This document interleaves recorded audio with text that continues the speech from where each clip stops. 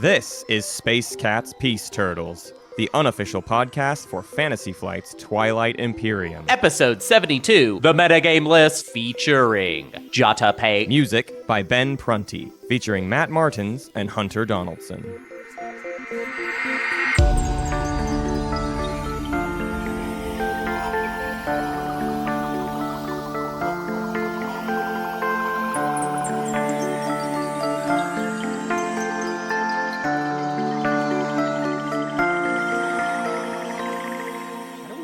An episode where we're actually in the episode with JattaPake. How does that happen? How do we... Because here's the thing, Jatta's been on the show before, but never in not properly. Like in a fictional way. In the Space Cat's Peace Turtles diegesis, he was there, but he was never present with us. He's part of the fictional universe. He's not am I a real person. Am I? Yeah, that's the question. Am I real? Right. Well, we do kind of put a rest to H plus M equals right. J it's over. P. There's no Today. way to say we've hired an actor. We definitely did not hire an actor. Right. We definitely we couldn't have done that. No. That's impossible. Actors cost a lot of money. Like yeah, and they there's actually no have way talent. we had $800 for the SAG day rate to afford. Right, but then of course, obviously, we could get somebody that wasn't SAG, and then obviously we could pay him probably in pizza, right? But we can't. Cheesy bread. We wouldn't do that.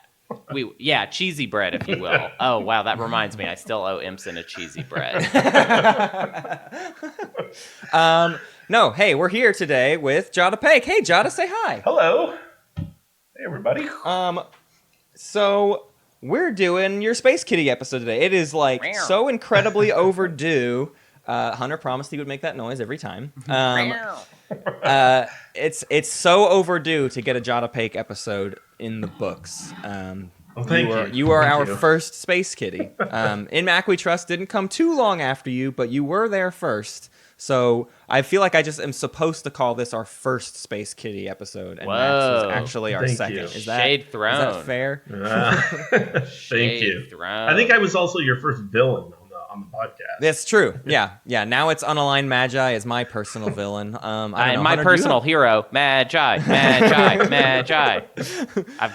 decked out in my Magi gear right now. You guys can't see, but I am Magi number one, head to foot. So for your episode, there were a few different ideas tossed around about what Jatta's episode should be. And I feel like I want to at least throw a little bit of some kudos to one idea, which was just we could have gone over your custom faction. And I feel like in lieu of actually going over all the details of your custom faction, which deserves to be gone over, and I know it's not 100% done, right? But you've released a lot of demos to people.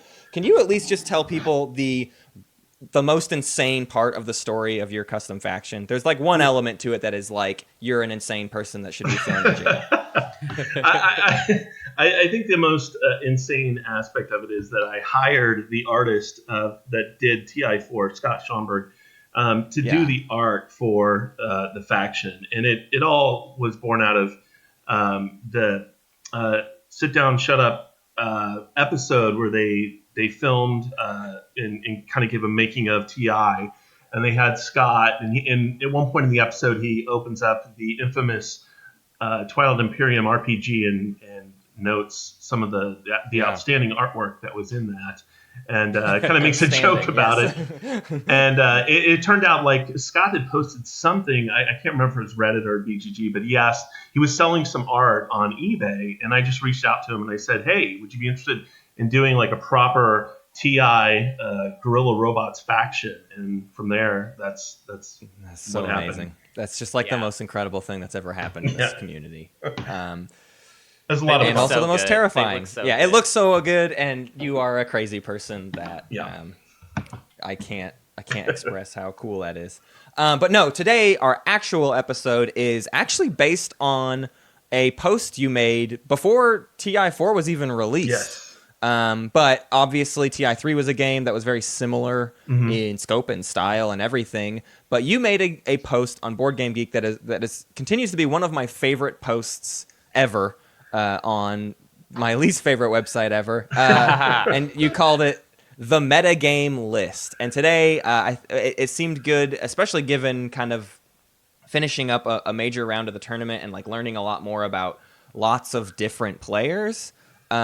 Getting more into like a metagame discussion seemed like a pretty cool place to go next. And so I figured today we're basically just going to break down all of your definitions that you gave, add a couple of our own, and just like compare and contrast notes on like how we feel about all of these different metagame considerations. So I feel like the best thing to do first is Jatta, kind of give me an introduction to this list and why it needs to exist in people's minds. Yeah, so it was born out of I believe another post that talked about king making, and it got me thinking about all the different aspects of the metagame in terms of the players' interaction, the way people play the game. It got me thinking about different ways people approach a game that has an open way of playing, where it's not set within rules, but people's personalities can come out on how they play the game. And I wanted to sort of take a look at that and examine that based upon how I've seen people play in other games and things I've experienced, and filter that into TI, and also then kind of generate a discussion about what people think is acceptable or not acceptable in terms of the way people play. And so I approached it as more of a very neutral standpoint of looking at it like, these are the behaviors that people will engage in. What do you all think about it? And defining those behaviors. And so that's sort of the impetus behind the post. Yeah. So we're going to kind of do exactly that. I think we should look through these definitions today and then kind of discuss, I keep calling it like the spectrum of like what is ethically allowed and not allowed in a game it's of the TI. The spectrum of etiquette for Twilight Imperium. I always love when we get to talk about game etiquette, because it's like I feel like it's the brainiest part of it, because none of it is in the book, right? This is all... None of it's in the book, and none of it is even consistent amongst players. Right? Like, different people have a different line that they draw for, like, when you are no longer having good etiquette. And it falls a little bit outside of, like, min-max and pure strategy. I mean, someone can approach it really analytical, but then you have someone coming in that's just dazzling the other players at the table. And, it shifts the whole balance of the game. And I think what makes Twilight Imperium fairly unique is that I think the metagame component takes over, and you just have to be aware of it, and you have to play against it. Like, you have to know these considerations so that you yourself can be a better player. You have to see when you're leading to, maybe someone is disengaging or whatever. All these terms, like, if you're familiar with these, you can catch someone when they're starting to go down that path and go, okay, how do they pull them back? The best example being, last week we spent a lot of time talking about king making, because we actually had it happen in the tournament. We had someone give a player with 9 points support for the throne in the tournament. And, that's had the uproar that it's had, but at the end of the day, it is part of the board game that we play, and so it's not something anyone considered they would have to think about, but obviously it's one thing we have to have strategies to work against. How do we stop someone from maybe doing that? I don't know if there's an answer to that question, but let's get it out of the way real quickly. First on your list is king making. We've had an entire episode about king making. We had a huge discussion last week about king making. I don't know. Are there any things that are left unsaid about king making that are worth bringing up here? Well, honestly, I haven't heard enough responses to the very important question we all find ourselves in right now politically in our lives, which is the Texas rule, and should it be should it be follow adopted? The Texas rule? Yeah, and I'm so glad that one caught on so quickly. Everybody's like Texas rule. But I want to hear. I need more. I need more from people, because honestly, it's really hard to call. I've actually heard a decent number of people say, like, no, I don't think you actually need the Texas rule. I think you just need to be aware that king making can happen. But let's give the quick definition, right? Let's give Jatta's definition as written on November 7th, 2017. When a player is in a losing situation and has the power to decide the winner, this may not be objectionable when the power arises organically through gameplay, but may be problematic when it arises through other metagame actions. So, king making, I think, is has the widest spectrum of any of these terms, right? Because, you can consider doing a point-for-point swap round one, king making, if you wanted to. Like, in the grand scheme of things, you could be like, you just let him have that third technology specialty planet. You just let him have it. because you were going to trade for it and whatever. Like a player could try to make an argument that is king-making. Sure. And then on the other end of the spectrum, you have, I gave a player support for the throne as their 10th point. I mean, that obviously there is but that room between those king things. Making. Right. I still cannot believe we are still at this place where every time we talk about king making, you bring up this idea that there are a million little moments that could have been. No, I know, and what I'm saying is I agree that not all. Like what I'm saying is different players draw the line. Like call it king making at a different point. Sure. I'm giving the softest end of that. Right. Almost nobody would consider a point for point swap in round 2 king making. Yeah. But that is in the same scope of discussion. And so somebody somewhere, would call giving a point for point in round 3 a king making, probably. Sure. But then there are so many games that people have won, and one of their points was the point swap they did at round 2. So, I mean, there's just, which I guess, it was king making them, but it's a weird situation when, if we're talking about the point swap, where it's just like, okay, so did they king make each other potentially, but then only one of them was actually made. Oh man, I feel it happening. It's happening again. We're going. I didn't down even want to bring it up. I was flushing down the toilet. I was like, hey, shouldn't we take it out? Shouldn't we not even talk about this one? Jatta, please get us onto the second definition. All right, fine. When does king making become mooting? When you're talking about king making so much that now it's mooting. Right. So let's talk about mooting. Let's describe what mooting is. Mooting is when a player sulks, whines, pouts, and/or mopes in an effort to redirect attacks or otherwise increase their game standing. I think mooting has a spectrum too. There's a level of mooting that we could say is what I've accused you of doing, Hunter, before, right? Is like. For sure. You undersell yourself and your ability to win. In fact, there's later on in this forum thread, a player gave user Talon offered this suggestion of we could give a new one called "But I'm Weak." This is also fairly common, where the player bemoans his position on the board and continually points out how bad he is doing and that he's not in contention, so no one needs to do anything to hinder them. And this is often accompanied by, "Oh wow, I won! How did that happen?" Yeah, I do that a lot, but I usually lose. I don't win. I think there's a spectrum with mooting. I think on one side of the continuum you have the emotion, like the actual whininess, the actual mopiness, and then on the other hand, you have the kind of like, how much does this line up with the actual board state? Right. And it's funny because mooting can be like I've seen people mood, and I have probably mooted in situations where this is not backed up by the board state at all, so it's not really going to redirect anything or change anything. But there are times where one player is really getting a lot of heat thrown at them, and it's being moody or whatever, injecting that little bit of emotion, which is probably real. I'm not saying people are like faking it.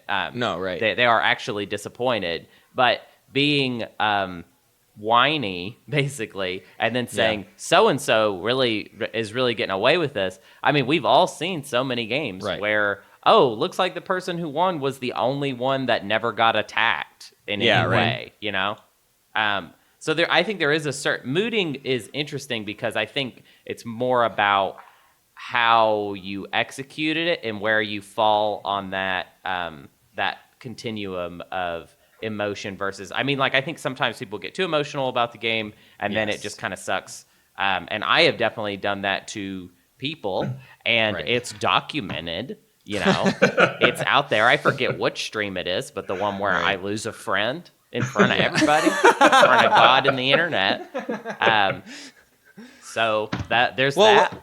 What I love about mooting that points out kind of for all of these metagame things is that I think with every single one of these metagame considerations, you can do it intentionally and you can do it unintentionally. Like, you can be very literally just mooting because you're actually mad and you don't actually see your path to victory and you are pissed about it. You just got gutted really hard and you're just like, well, that's my whole game. Great. Okay, thanks a lot, everyone. Fine. Guess I'll just leave. I don't know.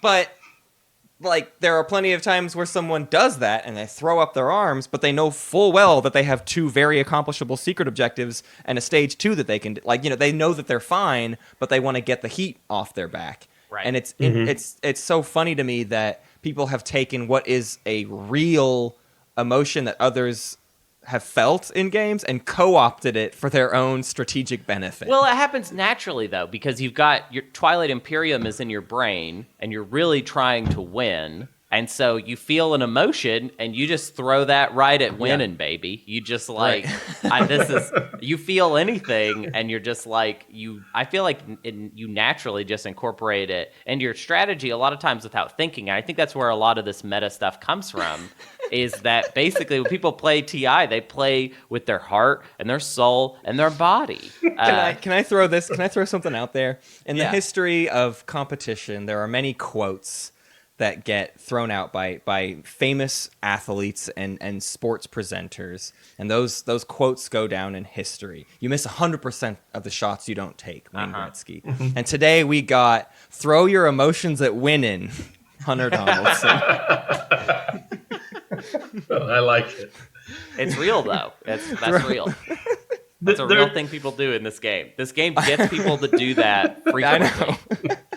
There's a side, a corollary to this in mooting where you're not mooting, just for yourself, but also mooting on behalf of someone else. And I was playing a game with Alex, who you've had on the program before. Yeah. And I was eliminated. I was Muat, and Sar crushed me, knocked me out of the game. And Alex, bless his heart, he was mooting for me. I mean, he was telling the table, this is so unjustified what happened to JattaPake. This is just wrong. We must stand together to stop Sar. And it was the noblest thing. My heart was swelled with pride. I can hear him doing that. Yeah, I can hear the audacity of what you've all done today. I will never forgive or forget what has happened here. Yeah.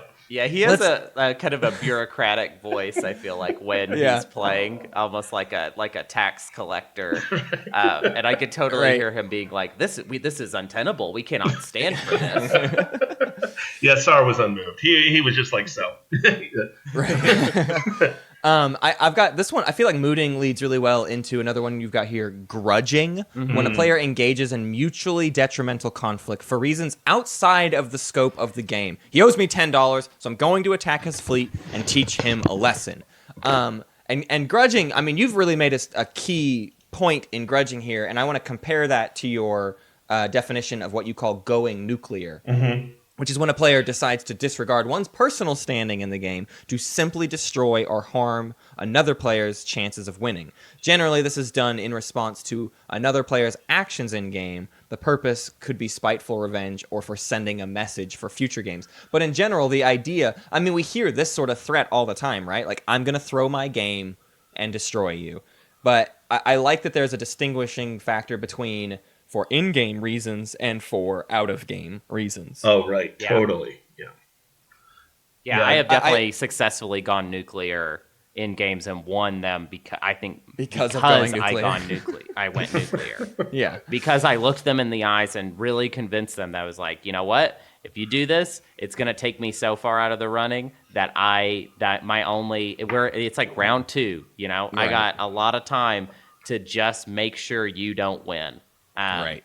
I've actually confused as to whether going nuclear is a good strategy. Because I think it happens too often. I think people have gotten to where they just say it no matter what, and it's starting to lose its meaning to me. Yes. There are a few players who are definitely famous for just like every game they're like, that's it, I'm throwing everything I got at you if you do this, and I feel like everyone just needs to be more willing to call the bluff, because I think more often than not, it's not actually it's not gonna happen. Yeah, I mean, because you're pretty much throwing your game. If you're going nuclear, you're losing, and you're making someone else lose. Yes. Yeah. Actually, that's a good point, Hunter, or Jatta, to say against what Hunter was just saying, which is, I think the distinct point of going nuclear is you cannot win. Going nuclear means you did not win. If you won, it means you did something else. I don't know what that is called. I don't know what like freaking out on someone and like hurting them, but then still ending up with a win. I don't know how that even happens or what that should be called. But going nuclear is very much like, I no longer care about victory points. I care about taking everything you have and hold dear in this world and removing it from existence. Yeah. But this could be really effective, especially in a group where it's the same group of people that play every time. Right. Yeah, it's like it's one of those things that works, I think, a lot better as a local thing. Yeah. But the second, I think once I started playing on TTS, like the whole nuclear thing kind of fell out as like something I would ever say that I would do, just because I don't feel like in that culture that, well, first of all, that really people even respect the idea at all, because you're not going to play with them again, so why do they care? You know what I mean? Right. It's almost like, all right, well, let's see if you do this, because you know, like, because you might not succeed. A lot of people threaten going nuclear with not necessarily a path to do it, to actually stop another player. Yeah, that's always the funniest moment, when like you just had your home system taken out and like you have one carrier left on the board and you're like, I'm going to throw everything I've got at you. It's like, oh dear. Oh no. Okay. You've got me now. He's got me on the ropes. It kind of needs to be credible, you know. Yeah, exactly. It needs to be a muat with the War Sun surviving to be possible. I think what's gross is when going nuclear is what led to the king-making situation. Now, that is, to me... That sucks. That's the worst. I think that actually kind of describes the game that happened in the tournament, now that I think about it. That's like... Because then that just makes it, well, this is dirty, because this is literally someone going nuclear and giving someone else the game. Because they weren't able to stop that person. They were just able to make someone else win. I feel like at the end of all of this, when we have all these terms in our arsenal, we'll have a new way to define what happened in Game 18. Because I feel like there are lots of terms that apply to this thing. And that's maybe why I feel like the more terms you add onto the list, the more people go, I don't like this. No, I really don't like this. I mean, if we have like 6 different terms we can apply to the situation in Game 18, that explains why so many people are kind of like not into what happened, because it's 6 different versions of metagaming that people can have varying levels of comfort with. So you've increased the chances 600% or whatever, like of nobody being into that. So the next one that is, I think this next one is one of our last ones that is like something we see really, really often, which is, or gets accused really often. Maybe I think a lot of these terms we see less than we hear people say we see. Yeah. They get talked about more as a potential, but not necessarily happen all the time. Kneecapping, which kind of feeds directly into all this conversation about going nuclear and king-making, which is kneecapping when a player engages in game actions that result in eliminating another player's chances of victory during the course of a game. The motivation may or not be related to reasons outside the scope of the game, different from going nuclear in that the player may still be attempting to win the game. So kneecapping is sort of, I guess, what we would call what Hunter was saying earlier, which is like, I'm going to gut you, but I'll still be in contention, versus going nuclear is I give up and I'm destroying you. But I think a certain level of kneecapping exists. I think when I try to define king-making as something that can happen at any point in the game, I think that applies more to kneecapping than it does to king-making. You can kneecap someone round 2 with an action that seems somewhat innocuous, right? And that can ruin someone's game in ways that they have no idea of. But to kneecap someone in round 7 can be a lot more insane of a thing. And it's also something we see more often, though, right? Because like the whole goal of everyone in the final round is to kneecap whoever looks like they're about to win. That's like the whole... That's what every game of TI devolves into a mobbing and kneecapping game. We'll go over mobbing later, but like this is what almost every end game TI final round is all about. I'm going to put something forward. I actually feel like because of mobbing actually is different because it's not necessarily within the scope of the game. But kneecapping, I feel like, to me, there is a big difference in my brain of like an early kneecap versus a late kneecap. Like a late kneecap I don't care about, and it's something that's definitely going to happen. An early kneecap, I actually just think it's cool when people even find ways to do it, because honestly it's pretty difficult most of the time. There are some factions that, you know, it's a little more common to see them kneecapped, like Arborek I feel like is the most common that we see. But I mean, it can happen to anyone. But I feel like a lot of these terms that we've been talking about, like going nuclear and grudging, have like a negative connotation to them in my mind, because it's going to involve somebody being really like, meh. Kneecapping, a lot of times when I see someone do it, I'm just like, wow, I can't believe you even found it. Like, I can't believe you even found the way to do it. And a lot of times I'm just like, wow, that player is cool. Like, it's very different from going nuclear. Going nuclear to me is like a lesser player, or not necessarily a lesser player, but a player that got caught on the shorter end of the stick, looking at the player with the advantage of being like, I'm going to do whatever I can to hurt you. Whereas kneecapping is a player found some leverage on somebody else and used it to just push them off into the water, basically. Right. Yeah. And what can be kneecapping to one person could be, it could vary. You know, it's not necessarily seen as kneecapping from one perspective to the other. You know, the person who gets kneecapped might feel like, oh my gosh, you totally ruined all of my plans. Whereas the person that did it thought, well, no, I just needed this planet. I need one. Yeah, that happens all the time where it's like, I need one thing. I'm sorry, it's gonna crush you, but like, it's a really small thing to me, actually. Mm-hmm. I had a game just this past weekend where they weren't even doing it intentionally. Like, I wouldn't call it kneecapping, but I had 2 agendas back to back that completely devastated my standing in the game. It felt like the game was over to me. Mm-hmm. It ended up not being. I did fine in the game. I ended up winning it somehow. But the point being, the players had to do what they did because they were also trying to stop the Jolnar, who was technically ahead of me. It just so happened that in hurting Jolnar, they were completely crushing me.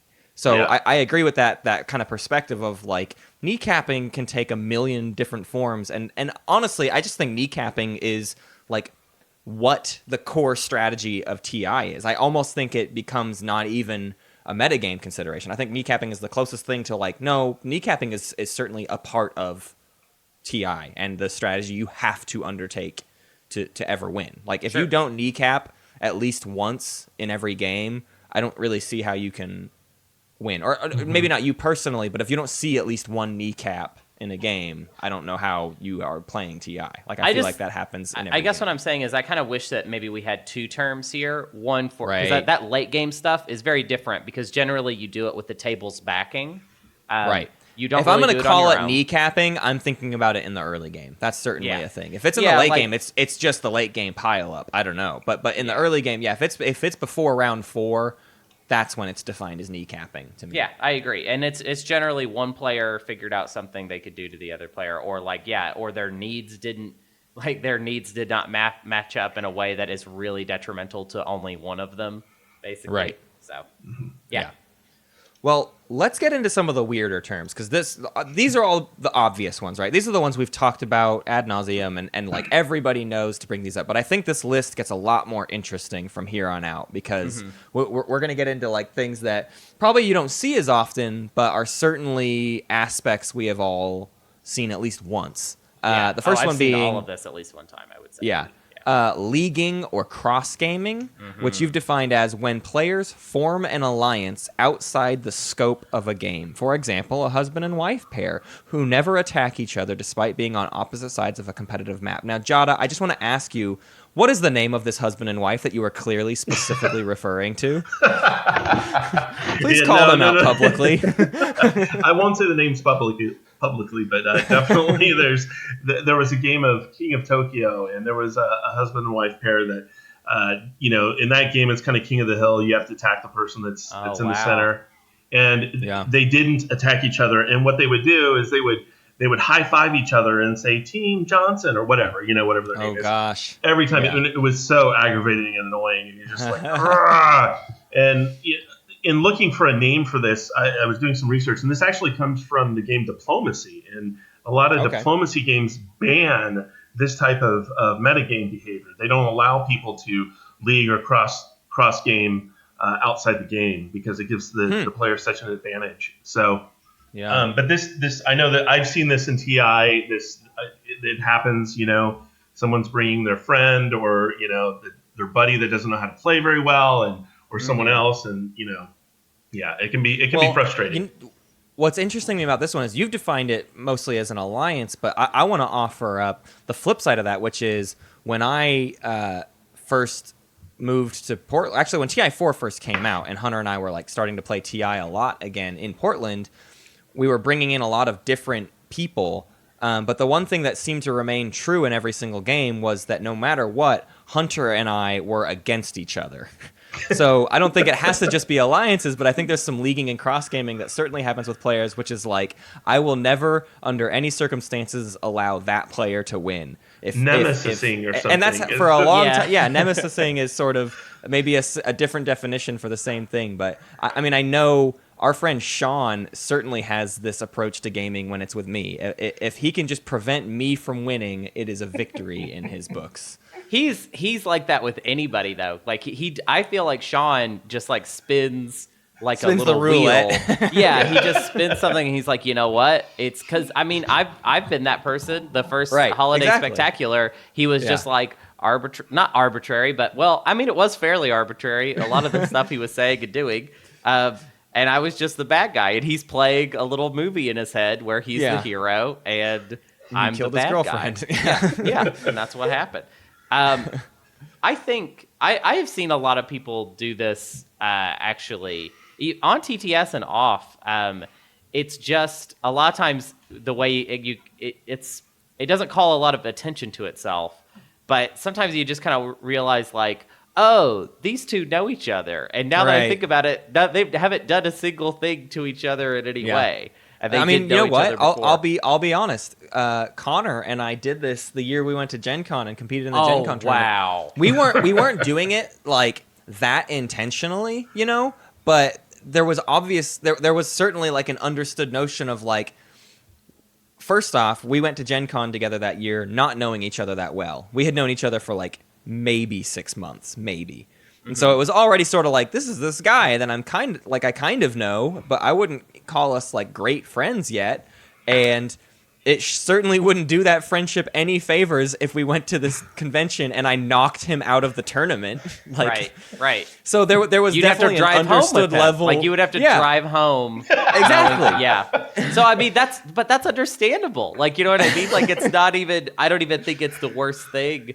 Like once you lay out all the details, it's like, I'm not going to eliminate bet it would have someone. been, if any of the other players had like noticed or paid attention to that, I'm sure it would have annoyed them to be like, hey, those two guys showed up together and they are not attacking each other or doing anything to get in each other's way. They're not like giving each other like free money or anything, but they're certainly not doing anything to hurt each other. And that, you know, that would suck in a competitive atmosphere. Yeah. This actually gives me an idea, because I think sometimes I feel like, and I'm sure a lot of people would disagree with us, but I feel like sometimes people cross game a little bit against me and you just because we have the show or whatever, because we talk about this every week and it's like fun. And people play it up like they are. They'll at least talk like, oh, like I've seen people like when I started the Twitch stream, like the first comment was somebody being like, oh, I hope Hunter loses. And it's just like, oh, yeah, that's arbitrary. Gee, completely. thanks. But what about this? What if we did a stream where me and you cross game against the other four, and then the other four are welcome to cross game against us? Yeah, exactly. And it's you guys are all welcome to work against us, but we are absolutely working together. Right. And we can just claim the win for each other. You know, like if as long as one of the two of us win, then we win. Right. Okay. I'm game. Bring it on, Goodyear Brotherhood. Yeah, the cross game stream, that'll be a thing. That'll totally be a thing. So this next one is something I feel like Hunter. This is on like on the edge of what you might accuse me of, but I think there's a few different terms in here that fall in line with the same thing. So I kind of want to find out where I fall in this spectrum. But before you read it, I just want to say you are definitely not like you have never done this to the letter of the law. Right. There is, I think, another thing that you do that is slightly different than this, but go ahead. This is minioning, when a player manipulates a younger or less experienced player with purported helpful advice with the true purpose of advancing their own standing in the game. Yeah. We had a play of the week recently that was more or less this, right? I mean, it was the play of the week was the smart player giving them good advice that just so happened to also do exactly what they needed to win the game themselves. Yeah. Honestly, I think this is one of those things that, like, there's a spectrum to it, and there's a lot of stuff that I think is fine that can fall under the umbrella of minioning. But then on that one side of the spectrum where it's really bad, I think it's an awful thing to do. I think it's very bad etiquette. I think minioning can be worse than kingmaking, but I don't think I've ever seen somebody take it to that level. You know? Well, it's kind of an informal thing when it is happening, though. It's, like, I have seen people do it. Matt, we had a game where someone did that, basically. Do you remember? I don't recall that. No. When we had my friend, what was it? It wasn't even just one person that was trying to do it. Yeah, I remember it was my friend Lacey was playing with us. And it felt like there were a couple people that were trying to right. So there was sort of a let me show you the ropes here, my little Padawan. Right. And yeah, I do remember that kind of game where it felt very much like they were getting the better end of teaching the newer players. I've seen it happen too when someone has a significant other that's not really into the game, and then that player is directing them and. You know what? Honestly, Hunter, we have a bigger story from our TI3 days of Alex having that with his then girlfriend that he for some reason convinced to play TI3 despite her having very much no interest in most board games, but she was an incredibly nice person. She was very decided sweet. She was like, "Yeah, I want to do the things that you enjoy doing. So I'll be a part of it if you want me there." And of course, did not have a fun time, did not enjoy the experience, was not in the realm of things she enjoys doing, and instead she just was minioned the whole time. Like, her whole experience was being minion. And I think, Hunter, you even in the past have expressed that, like, you were in a situation where you kind of either needed to minion her or not. Here's the thing, though. The game in question is another angle on the infamous Butt Brothers game. This is a Butt Brothers game story. She was my neighbor, and this was Butt Brothers that this happened? This was the Butt Brothers game, and I was playing as Necro. I didn't think these were the same game. All right, continue. No, I was playing as Necro. She was playing as Muat. So I had a reason to be aggressive early to get because you could get the War Sun tech off of Muat in those days. Yeah. And so I went and I getsed it. However, because Sean and Jack and Alex formed the Butt Brothers Coalition, it did feel like it became necessary to do a little bit of minioning on our end of the table, because basically they had formed the most arbitrary alliance of all time. They successfully made SAR TI4 level viable, basically, by just protecting Sean him. So much leeway. But yeah, I think I don't know. I think minioning really sucks. I definitely feel that that situation has probably happened a lot with significant others. It's mostly just because, like you're in a relationship with somebody, they want you to do this thing. Generally, people that are into TI are not into TI a little bit; they're into it a lot of it. I think we can all attest to that. Us on the show and every single person listening to this right now, I think we kind of have you dead to rights. You are you in the probably definition like of you like it a lot. Yeah, like we kind of got you there. Like if you're hearing this at all, you gotcha. You do like this game. So it's generally really important to people. So I totally get someone being in a relationship and being like, well, I'll just play. Because the thing is, too, if you've never played a hardcore strategy game before, you hear board game, maybe you're thinking maybe it's like Catan, but like a little more, a little more complicated. Or like Monopoly, but a little more complicated. And then once you're in a game of TI, you're in it. You can't walk out. There's so much social pressure not to walk out on a game of Twilight Imperium. There is a lot. Agreed. I feel it's I'll be like, and I talk about this game every week, and there are games I've played where I'm like, I wish I could just go. I wish I could just go,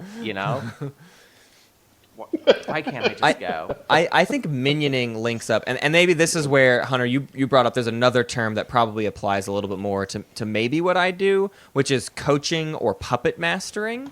Sure. And that's when an outside observer offers a particular player tips, stratagems, and other useful information to their advantage. So this is sort of combining the two, right? This is saying, like, and I'm going to combine this to even more things, but to be the coach is to be the I don't know. Like in this context, coaching is saying I'm not even actually playing. I am not here, and this is what like the TTS Discord has banned, right? That on there, if you come in, you're allowed to come and hang out and watch games, but basically, if you talk in the voice chat, that's a problem. Yeah.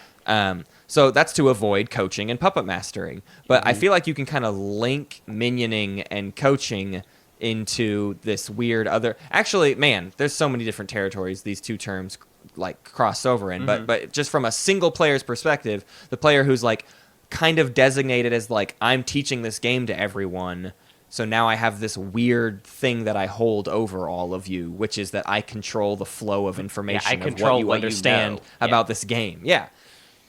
I think I have an important point I feel like to make, an important distinction, because I feel like this is another one of those things where, it's all about spectrums, and we don't see a lot of the really intense stuff. Something I feel like we do see plenty is what I would call like selective coaching or selective educating, where players are very keen to remind newer players about rules that don't necessarily conflict with their own personal game. Right. An easy example would be like, let's say I've been really good about reminding people, to new players, to fire their PDS as long as I'm not the one moving, and then the second I move into a hex that, actually you could shoot PDS there, that somehow the reminders are just gone. I don't know. I'm not teaching you this game.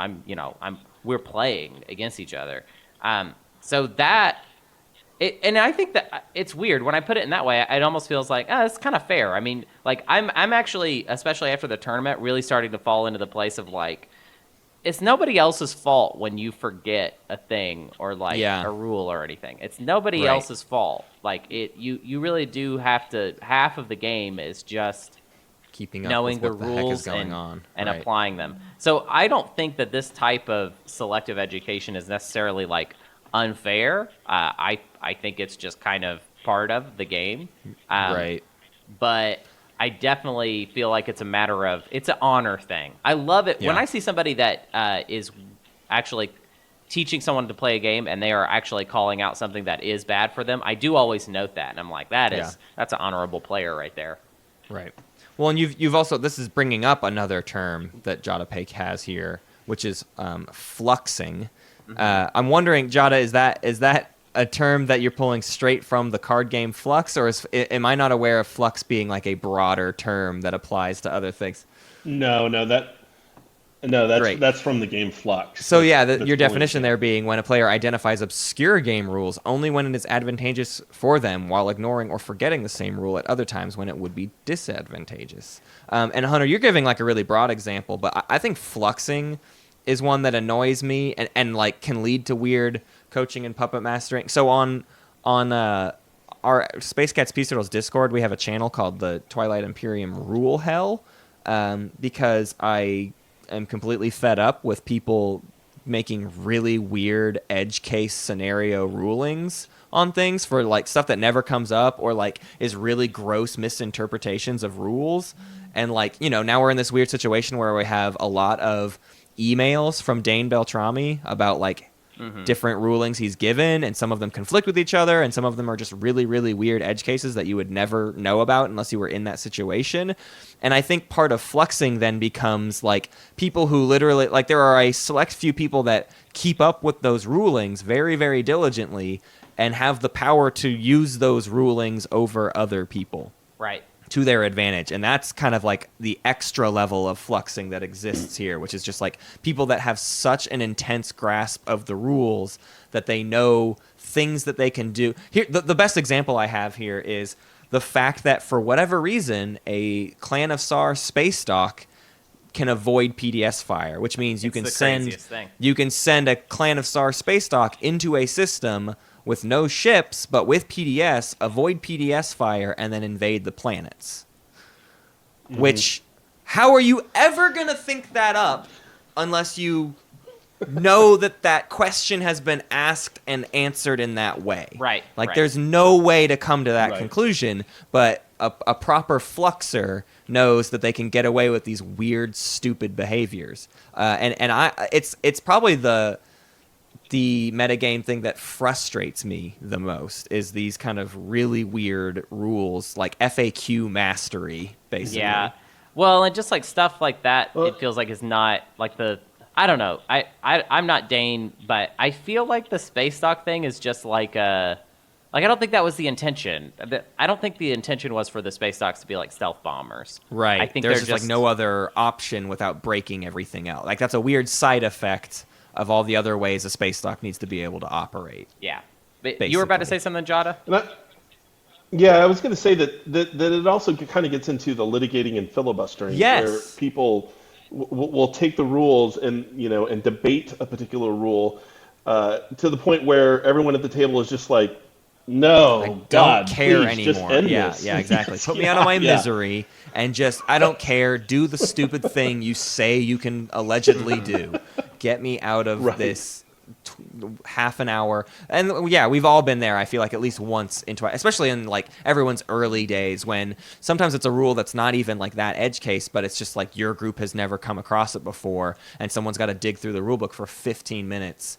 I mean, I think we very early on just decided as a group that we would be okay with calling a shot in the moment. Like, we're not going to sit here and look up a rule for 20 minutes. The owner of the board game gets to make a call as long as, like, there's somewhat of a consensus that, it's not like, as the owner of the game, I usually got to be the final say as long as everyone else was leaning in either, like, I don't get to make the opposite call of what everyone else is thinking, but if it's like a split decision, all right, Matt owns the game, we're playing at Matt's house, you make the call kind of thing. But to avoid this litigating metagame problem, we had to just like decide that one person had final say. Have you guys ever had the instance where the hostility over litigating just breaks out over a particular rule so badly that people just want to fight? Or the game devolves into like physical violence. Has that ever come up for you guys? I don't know. Sounds like you've got a pretty wily group there, Jatta. No, not in recent memory, but I've seen online. Some people have mentioned that their group, they'll consume some beverages and it'll get pretty heated with some of the rules. And yeah, I mean, I think depending on what a person is trying to get away with too is where it's like not it can be seen as not a big deal versus the much and honestly too, I think litigating and filibustering leads a little bit too into like why we ended up doing a one mulligan rule too, right? Like there's litigating and there's rule stuff, and then there's sometimes stuff where it's just like I forgot to do a thing that like I was just supposed to do. There are plenty of components in the game that are not may, they are must. You are supposed to do the thing or get the thing or whatever. And if you forgot to do it, you're left in this weird state of limbo of like, what am I, and I never know how to consider those things from a metagame perspective. This gets into the whole question that we had recently about just for us moderating, but also as a whole in gaming, like at what point are other players supposed to step in and remind people of things, Mm-hmm. So with Fluxing, if one person knows all the rules, that's one thing. But if 4 people know the rules, at what point are all of those 4 players obligated to step in and like make a call versus like, oh, this one doesn't affect me, maybe I'll just sit it out and let them figure out things themselves. I don't know, it gets really dodgy really fast. I don't know how much you're obligated. I think that would be a little bit weird if I'm obligated to remind you to do your must thing. I don't know that it's actually, I was actually thinking through what we've been talking about. I think it's kind of a shame that we all have so much access now, and because there is no more people really want the actual answer. Like they want to email Dane and get a little bit of Dane's time for Dane to rule on this one specific thing. And I do think it is kind of a shame that that exists, and that like I think it is a better system for there to just be like, there is an arbitrary person that is supposed to decide, basically. I'm not even talking about a moderator. That's what the living rules reference is supposed to be, right? Like for us in TI3, we had the FAQ and then all of the errata over the course of the multiple expansions, right? But beyond that, like if there wasn't an answer, then you made your own up. Like you just, that's what you had to do. You had to give yourself an answer. And so obviously we have living rules reference 1.1, but there's a lot of questions that haven't been included in a 1.2 yet, and so until that comes out, like, we're in this weird state of limbo. But like when 1.1 came out, at least for me, it felt like, okay, cool, a lot of that stuff is done and set aside, and it all makes sense now. But it didn't seem like it took that long before it was like, oh, there are still lots of right. Well, I mean, confusing people things. never stop playing, and they keep finding weird stuff. I want to say something for the record before we move too far away from this.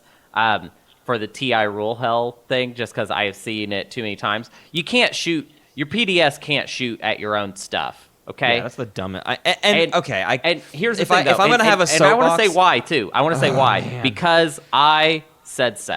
Because I said so. Because I say that is not the point of the game at all. Yeah. That is so out of sync with what is even. If you had to explain story-wise, what is happening that they are able to shoot. We have to turn their greatest fleets to dust. Well, it's time to kill Commander Shepard. Right, yeah, and we're going to blow up Commander Shepard, and then we get a medal for that. Yeah. For something that is illegal. We murder our own people. Right. It makes no sense whatsoever. I hate it, and I hate it with so many of the other interactions. And there's some of them that have even like begun to be proven as like legal play, right? Like, maybe you can play Unstable Planet on your own planet. All of those interactions, if you think to yourself, ooh, what if I used it this way? I want to sell you right now. No, don't. You don't get to.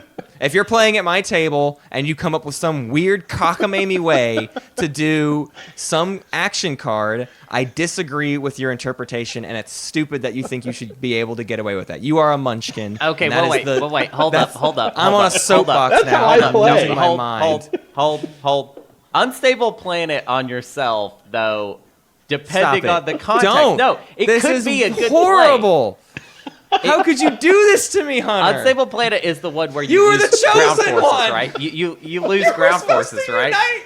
So let's say, Matt, for instance, that somebody is going to get the bombardment secret off of you unless you could kill your own ground forces. Now that's spicy. That's Hunter. Good. Hey, Hunter, go ahead and justify that one in the fiction to me. Sir, they're approaching with many dreadnoughts with bombardment thrusters fully online. What's happening when you play Unstable Let's get the Planet machete out. Right way. So are you saying that in the fiction of Twilight Imperium that when I play Unstable Planet against another player, I have somehow taken control of the atmosphere of that planet and made it the weather unstable? Apparently. How have I done that? In what way have I done that? Do I have a weather machine? Then you don't get to use your... I'm dying. I need to be pulled from this horrible place I'm in.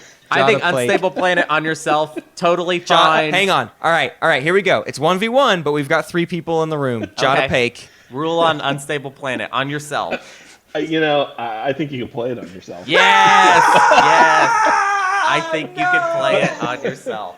I think it would make sense in a very specific context, but I think you have to explain it. You have to give an in-universe explanation as to why. I love that. I'll take that. All dumb plays have to be justified with thematics. What is happening? I need to introduce a new term. I like the guys that are online arguing that Dane comes out with a ruling and they're like, no, I don't agree with that. I agree with Dane. If I have to talk to one more person on Reddit about how you are allowed to show action cards because Dane specifically said you can, and they're like, well, then that's wrong. I can't have that conversation again. I can't be pulled into that place again. I'm sorry. And you know what? I joke about it, but people get really mad at me about that point. People think I'm an absolute moron for thinking that you're allowed to show action cards to other people. Well, I mean, that's just one of those things where it just becomes like, we are talking about, it is a board game, just so everyone remembers. Just so everyone's clear. It is like these rules, they didn't find these rules somewhere, It's not like they discovered Twilight Imperium, what is this? And it came from on high. It was etched on a stone tablet. The dude just sat down with the Word document and he wrote all the stuff. And you know what? He even put in some typos in there. He even messed up a few times. That's okay. So that's my final argument to any weird rule thing where it's like, we need to think about what Dane's initial intent was. Okay, well, at one point, hypermetabolism said that you need to, during the status phase, gain 2 command tokens instead of 1. So maybe, in some cases, there wasn't an original intent and some things fell by the wayside. I think that happened. Oh, I think that's very possible. We have to move on. I am dead, and I'm flushed down the toilet with this conversation. I want to talk bully-ragging. I want to talk about pootering. You want to talk about pootering? Hunter, with the energy we've got right now, I want to talk about pootering. So pootering, here's what pootering is. Pootering is when you're playing on TTS and you don't have push to talk on Discord and you have to fart, but you feel like it's coming out. You know what I mean? Like you're not gonna be able to get to the push to talk option to change it to push to talk. So like now you got to kind of like try and sneak this fart out so that it does not get picked up by your microphone. You have to justify it in universe, right? I'm pretty sure just like Unstable Planet. Yeah, I'm pretty sure hey guys, I'm about to have an uprising. Yeah. Yeah, you make some loud noise on your table and then you're in the clear. It's actually really easy to cover up, but I still have definitely gotten some toots out. No, all right. What is pootering, actually? When a player plays suboptimally by refusing to use certain game strategies because they are viewed as exploits, unfair, unthematic, or boring, can equally advantage other players in the game. This is like the most interesting one, I think, on the whole list, pootering. Yeah. I think I actually don't know that I've seen too much of it though, to be honest. And I think it depends on how far you stretch the definition. But yeah, I think Jatta, give me a definition of what you had in mind, and I think I'm going to stretch the limits of what pootering could be. Yeah, so I would say like taking the X shot and playing a really aggressive game with them, you know, and someone who says no, this is a turtle faction. We need to, you know, be peaceful and diplomatic. We can't be aggressive.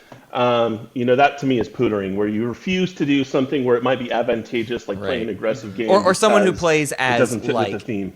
Necro and is like, I have to get tech and I have to attack people and I cannot be diplomatic or like judicious in how I do that. I am just a big, mean, bad person, senseless, killing robot.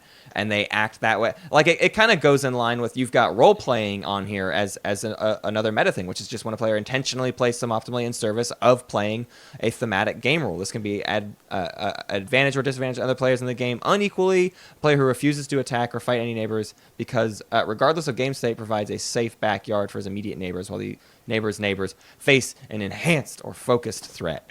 Just the idea that like you're doing things against what is best for you as a player, because I mean it's the same thing as like in any other game, right? Like in Halo, anyone who uses the rocket launcher is pooter, and you know, gets accused of doing something stupid. So if you opt to not ever use the rocket launcher, you're pootering. It's stupid for you to not play to the best of your ability and get the best things in the game, right? But then what if you're role-playing as Mr. No Rocket Man that never wants to use the rocket, and he's got a pistol, and it's his favorite pistol, and its name is Peter the Pistol? I want to stretch the definition of pootering, though. Yeah. Because I have this whole case to be made about, I've been talking recently of like wanting to kind of master one faction. And when I say master, I mean just choose one faction and get as good as I can with them, to where anytime I sit down with that faction, all things have been considered, right? Like there's nothing that can surprise me with that faction. I am used to any way that anyone interacts with it, and I know all of the tools that are at my disposal and how to use them to maximum capacity. Like getting like unaligned Magi level with a faction. Sort of, yeah. I mean, essentially, Magi. Whatever. Like Jensen is notorious for playing really with ghosts. Unaligned Magi is notorious with trying and understanding Necro really well. And one of the things I wanted to do was like, you know what? I really like Jolnar, and I would like to master Jolnar. And what everyone says is, Jolnar though. Like, what's the point of mastering the best faction in the game? That's stupid. Like. But I feel like that ignores the point of like there are strategies that work really, really well with Jolnar, that if you could like manage to do those above average amount of times, I think that's mastery, right? So like knowing the best ways to utilize research agreement rather than just like, I have research agreement and it's really good, let's see what I can get out of it. But like knowing exactly what research agreement's value is at all moments is something I would like to do. But what it sounds like to me people are saying is like, I wish you would pooter with Digital Gnar. Like don't think of the best ways you can get good with that faction. Just play them because...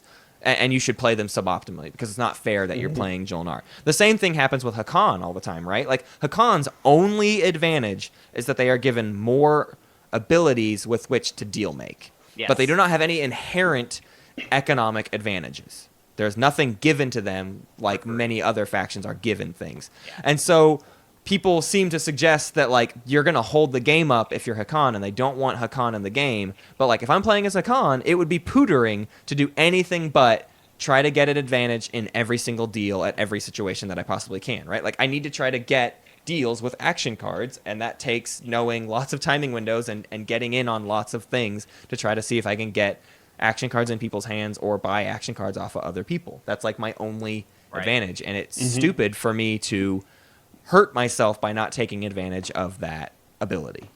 Yeah. But there are players though that will refuse to do the optimal plays because it's they feel it's unthematic or it's unfair. Yep. Well, and I'll go a step further than even just the unthematic stuff, but to say like Hunter's favorite player, Unaligned Magi, he's got the math worked out, right? He and plenty of other players have kind of worked it out to where essentially 2 resources equals 3 influence equals whatever amount of trade goods equals 1 command counter. Like all these things have a sort of there's a common language amongst all of them, and you can kind of translate their value. And to me, it sounds like a lot of those players, what they do is they use that as a baseline, but a lot of times they just try to make their deal for that value, right? Like, I'm only going to offer you fair deals, and we're going to do that. But I think that's pootering, to only ever offer fair deals. Mm-hmm. What you should be trying to do is find an opportunity where someone else needs something more than its typical value. If you need 1 trade good because that's your 10th trade good for 2 points, that 1 trade good is worth much more than 1 trade good, which means if I can give you 1 trade good, I can get a lot out of it. So I don't care that 1 trade good is worth 1 trade good in your math equation. I care what 1 trade good is worth right now, and I need to figure out how far I can push that. So it's time to start making deals. Yeah, I love that. And it's what is the market, support, and I love that too. Right. It's right. It's all about the demand for what that thing is at the moment. Right. A bunch of capitalists in here. Let's move on to bully ragging, which is a great name. When a player uses threats and intimidation outside of the scope of the game to increase their game standing. If you attack Jord, I swear to God, I will set your car on fire. Yeah. This is back to like Jatta's this is like weirdo rowdy crew. These rowdy boys. No, I haven't actually encountered this in game, but there was a video that was floating around where it was a group of guys playing TI4, and I think that particular threat came up where where one of the players said he was going to set his other friend's car on fire if he attacked. So I'm trying to imagine a scenario where this would realistically come up, like a genuine scenario where this one could actually come up. Oh, but I bet it's such a crazy one. Like I feel like the only examples are things that could happen to us on stream purely because it's a thing with viewers. You know what I mean? Mm-hmm. Like, I feel like bully ragging could happen because someone's reputation is actually on the line beyond just like their game and like, hey, these are our friends and whatever. But like in the tournament especially, right? There's a certain level of my reputation matters to me, so these things outside of the game matter. So I'm just trying to see if that falls under the window of bully ragging of like, I'm going to do this because if I don't do this, I will look weaker. It doesn't exist in the game, but I need to not be. It's not a threat, so I don't know if it really is bully ragging. It's probably some other term, but it makes me think of that sort of consideration, right? How many players in our tournament chose not to gut someone in round 2 because they didn't want to be known as that player in the tournament? Yeah, that's a good right? point. They didn't want to have that on their shoulders in the semifinals. Right, but then yeah, I've seen it in other games, I've seen this come up where, like, in a game I've been in, a boyfriend and girlfriend are playing together, and the girlfriend threatens the boyfriend, if you attack me, we're breaking up. Yeah, right. And I think that encompasses the bullywhagging. Yeah. Wow, that's wild. I just imagine that JattaPake plays TI in like an Old West saloon, and everybody's like drinking whiskey, and they're like armed to the teeth, and it's just like people throwing hands like all the time, just over Twilight Imperium. And there's like the old bartender. That's exactly what it's like. Yeah. So this next one ties into some of the other ones we've already kind of gotten into, but I think it's a perfect name for what it is. It's instigating. When a player rallies other players to bash a perceived leader or sow detrimental conflict between other players. This one I wouldn't even consider like a thing that is in an ethical spectrum. To me, instigating is a crucial part of the game. Yeah. If you're not looking for ways to bash the leader, you're not going to win the board game. Yeah, because this is probably the most you need to frequent always be putting the meta leader out of thing contention that people do. This is the most often, like this is like the bread and butter of meta. I feel like is instigating. Right. The flavor that I was aiming for with this one was more around the lines of using information from outside the scope of the game, where the person's not just a leader in the game, but it's the person who has bad body odor at the table. Right. So let's or take more him importantly, out, this is sort of what Hunter and I were talking about earlier, which is like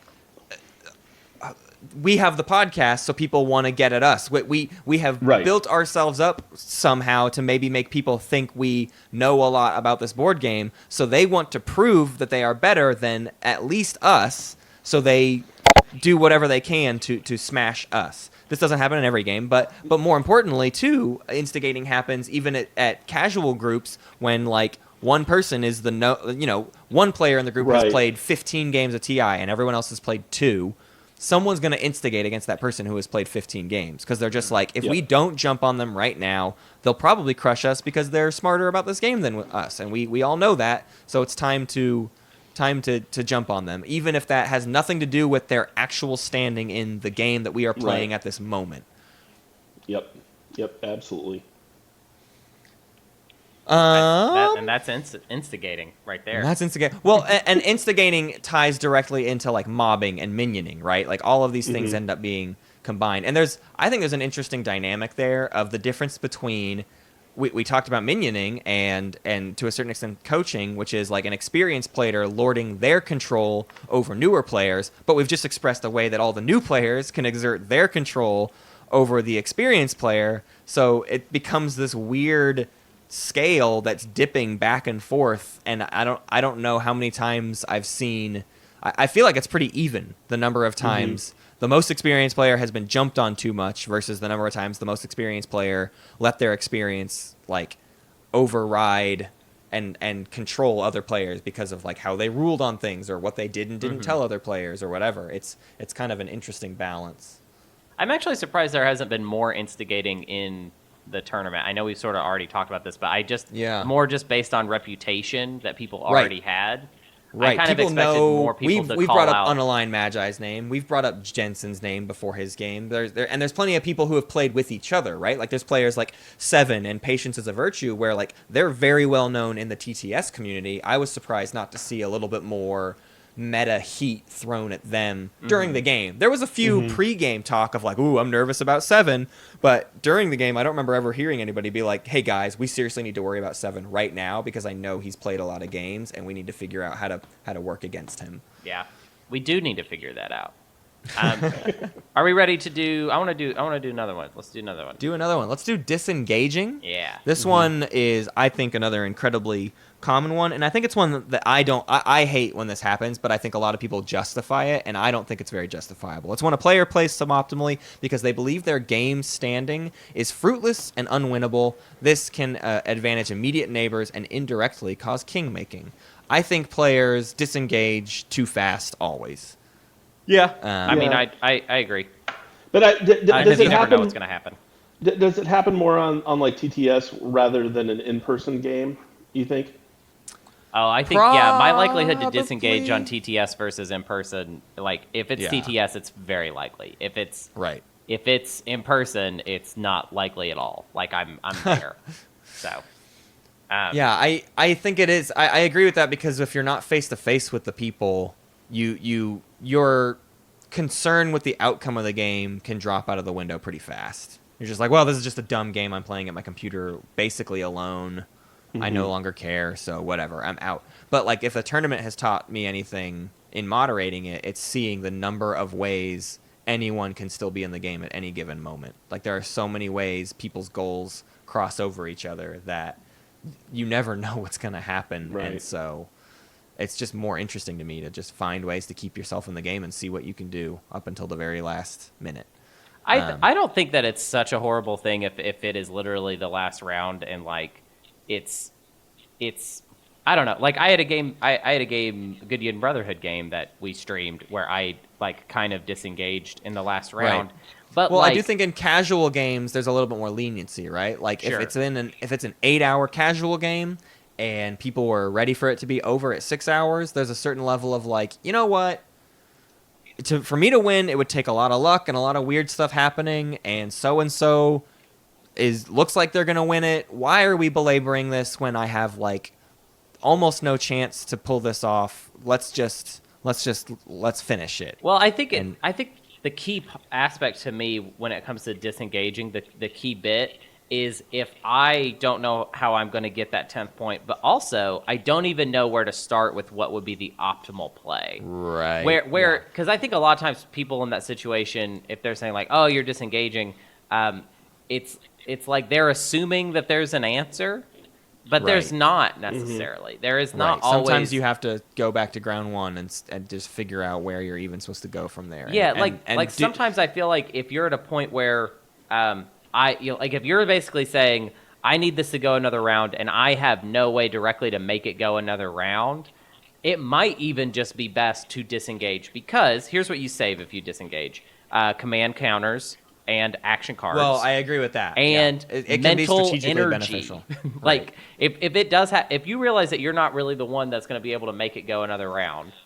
And in this game the other day, just to put it in context, was we had an extra player with null, field, and instinct training, and a full hand of action cards, and no one anywhere near them, and diplomacy on the home system. So it wasn't like it was just. I think the reason that I felt like I'm going to disengage was because I knew that no matter how it was going to go down, I wasn't going to win. Now there were other players. There was one other player, to be exact. Patience is a virtue, who had a path to winning, but it was not me. So I felt like actually disengaging was almost the nicest thing I could do for him, because I was basically saying I'm not trying to. I don't. When it's a situation like that, I don't want to influence the outcome. Like I actually don't. But I wanted to play that's out where the I way get it's into the play stuff out. of like I get into the thing of like you're influencing the outcome no matter what you do. So. Well, I don't want to influence the outcome by specific choices I make as a player. Sure. Basically. Sure. And I agree with the idea of like if you're bailing out because you're probably not going to win it, and if something does happen, at least you're conserving your command counters because there's nothing you could do this round. I agree with that. There's been plenty of times where we were in the commentary being like, why is everyone waffling and doing weird stuff when it's not doing anything to even further their own game? It's the idea of like it's the last round of a game and someone decides, well, I built this War Sun, I better do some attack with it. And everyone at the table goes, oh, please, why? We're going to do 5 minutes of combat. I don't want to do this right now. Will you please just disengage? Right. And it's tough to tell someone not to, but at the same time, like we've all been there where it's just like, can we all please just disengage and let the person have their victory that they've been waiting for 10 hours? Well, and like even in the context of this game, this Gideon Brotherhood game, there was a moment where they activated someone that they had to support for the throne with. And we let them walk it back because I've never played a casual game where like we've made somebody live with that, because it's literally, if you don't have a lay it and play it rule, then it's just a matter of like, well, they obviously didn't understand the consequence of that activation when they did it. But tournament let you lay it and tournament, play it, and you're boy done. howdy, yeah, you're done.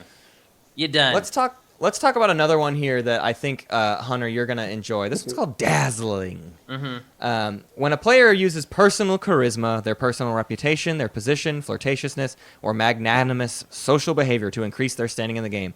I just couldn't attack Ted. He's just so nice and did so much work to host the game. I think... I love that this one is open to a lot of different ways that dazzling could come into play, right? And I feel like we see this in the tabletop simulator community all the time, which is like people talk about certain players and they're like, well, I'm not going to... They always hold true to their deals, so I can't break my deal with them because they're always... And it's like, well, why... That's their choice to keep true, honest on all their deals. I don't care. That's the kind of player I am, but... I think that sort of reputation happens a lot where players opt to, and it goes the other way too, right? It's like it's almost reverse dazzling. If you're for me, I'm known kind of as a player who is not afraid to backstab someone, right? And you're so a jerk. I sometimes have to lean into it, right? Like I have to outline all the different ways I could backstab someone so that I throw them off the scent of the actual way I'm going to backstab them. I feel like I just naturally dazzle like all day, every day, and to everyone. It doesn't even have to do with the board Hunter game. lives the dazzle lifestyle. I actually didn't really get to talk too much at the Good Brotherhood game the other day because my girlfriend was sleeping, so I was trying to be quiet. And then also TTS makes me quiet. I just get kind of like, you feel, there's people in your head, but like talking to you or whatever, but you kind of you really zone in. Those are real people? Those are real people. Are you guys real? Not in your head. I'm not in real. my brain. Oh, okay. That makes sense. I will say this, though. As far as dazzling goes, my favorite thing in thinking about this concept is, for some reason, and I don't know why, and I wonder if he has noticed it, me and EJ regularly... I would not say that what we are doing is leaguing or cross-gaming, because I never have the intention of when it starts. But I think it's something about our personality. We just dazzle each other every time. We always dazzle each other. And it's because I think I just really respect the way that EJ conducts himself as a player. So he does a lot. There's like different types of TI etiquette and behavior that I like really dig a lot. And then I think we're just kind of similar in this way. So I have noticed that we will... It's not arbitrary like friendliness. It's like it's just going to happen. It's just going to happen. It's bound to happen. The equation is going to add up on each other's side. Right. Like I just feel like every single game I play with EJ, when it comes to like an agenda phase where it's like, all right, EJ's going to need something from me. Well, let's see what he offers. And he always makes the offer that I was anticipating, that is a good offer that I was already ready to say yes to anyways. And I'll just be like, yes, buddy. This is it. Thank you, EJ.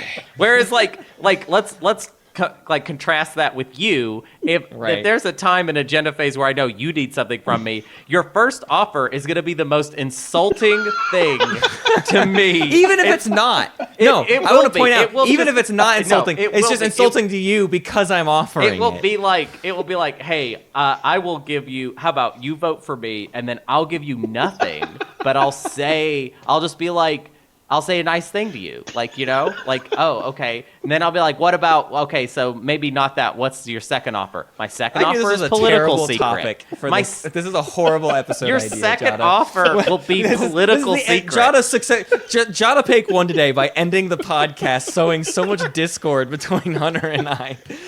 I can't believe how many times you've tossed over your political secret to me. I don't want it, Matt, just so you know. I don't want it, and it's not worth it to me. So many times. Hustling is when a player feigns ignorance of a game strategies, or game rules to increase their standing in a game. Tactics range from asserting ignorance to deflect aggression or redo bad moves to using ignorance as cover for breaking the rules and cheating. This is like the opposite of our puppet, not like our coaching player or whatever, right? This is the opposite of fluxing, and is sort of...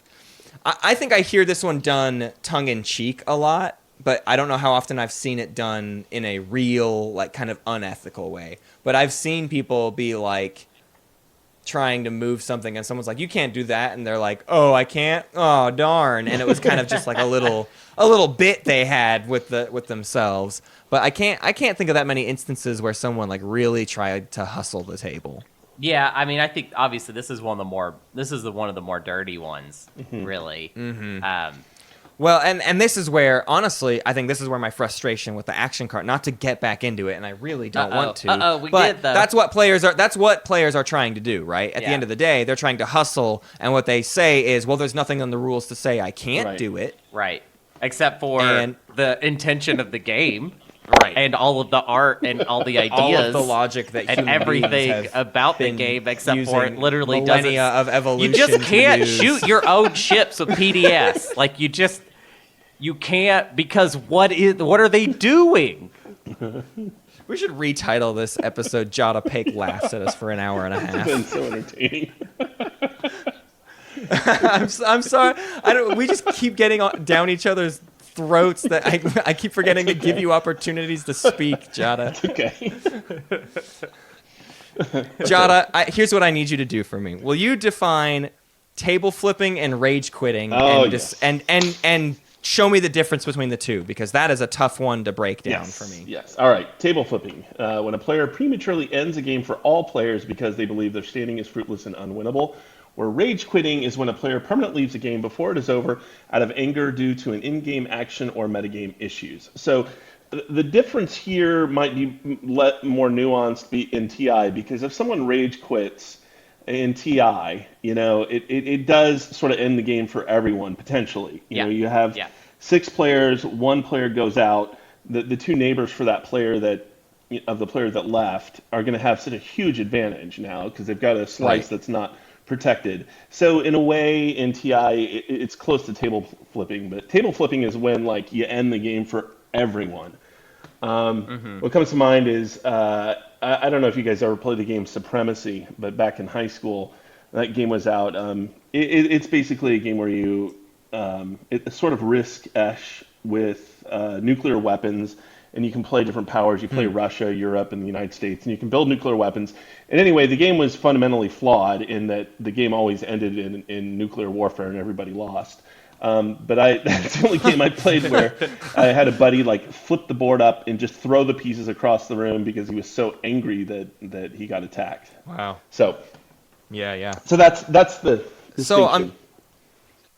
So to me, table flipping, honestly, to a certain extent, table flipping is the ultimate moment where that's the 9th point or the 10th point support for the throne swap, right? That's a table flip. I would say a table flip is this game is over for everyone. Rage quitting is I'm literally bailing on the game, and whatever happens, I don't know. There's a distinction you need to make with table flipping and king making, which is in table flipping, it would be I'm giving someone support for the throne, which actually, this would be, I just found a TI rule hell thing. Is there anything that says that, if I give someone a... Don't even ask. If I give someone a promissory note, though, do they have to accept it? The deal has to be mutual. No, that is a rule. Oh, that is a rule. You can't just force I was about things to say, on people. Well, I got confused because I saw someone made a custom faction where that was their idea, and I was like, I guess there's not a rule against that. But anyways, no, there is though.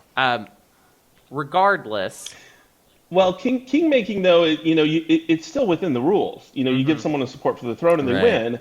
That's still within the rules. Table flipping, it's we don't know how the game could have really ended because someone flipped the table over and all the pieces went flying. Right. Have we ever seen someone do that in Twilight Imperium in all of our time of playing it? Me and you, Matt? Well, I'll say this much. It wasn't an intentional thing. Somebody the other day, I can't think of who it was, said they were playing a game on Tabletop Simulator and they had to duck out. And I think maybe they were intending for someone else to join the game or something. But they forgot they were the host of the server, so they closed. No. They left the game, and it shut the entire game down. Everyone had to stop playing because the whole game was gone. It ceased to exist. No. I'm sure there's a way to recover that game, and they probably did. But that sounded like about as close to a table flip unintentionally as you can get. Yeah. Can you flip the table in TTS? I've never can. Played it. That's literally a big, dumb, stupid button on the screen for everybody. They have ways to lock it, but even then, I think you can break the lock basically if you want to. It's such a dumb.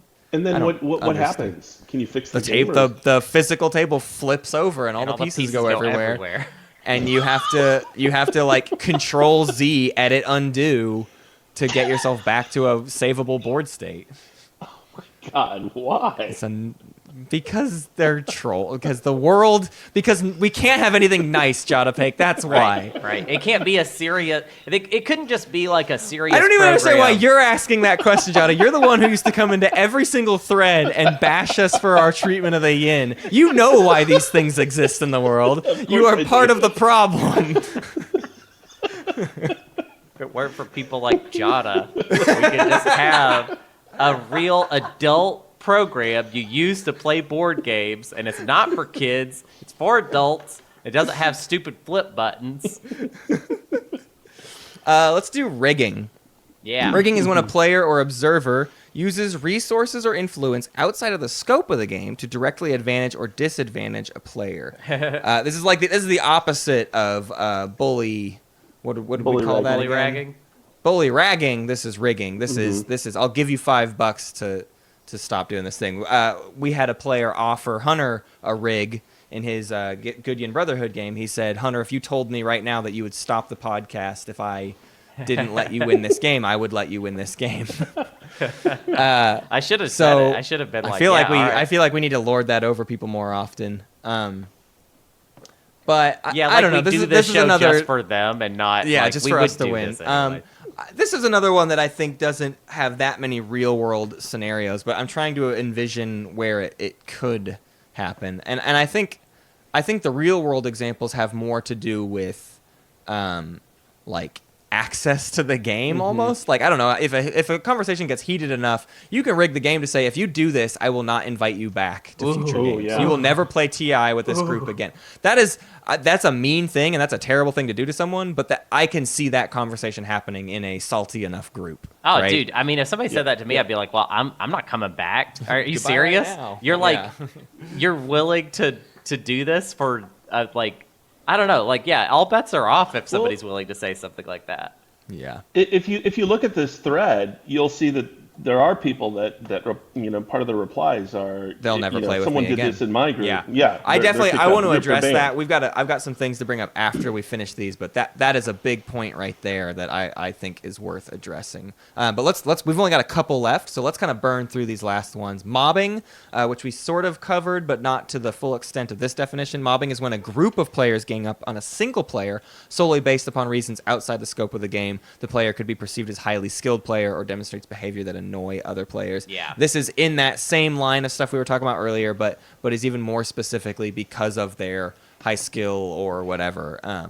And I think mobbing is incredibly common from a strategic perspective of you mob the player who's in the lead at the end no matter what. But the metagame consideration is at the start of the game when you look at one person and go, they're the best player at the table. Yeah, like Jensen is playing as Ghost. We better all as a table do something about that. Or like, Matt and Hunter are in the game. Boo. Like,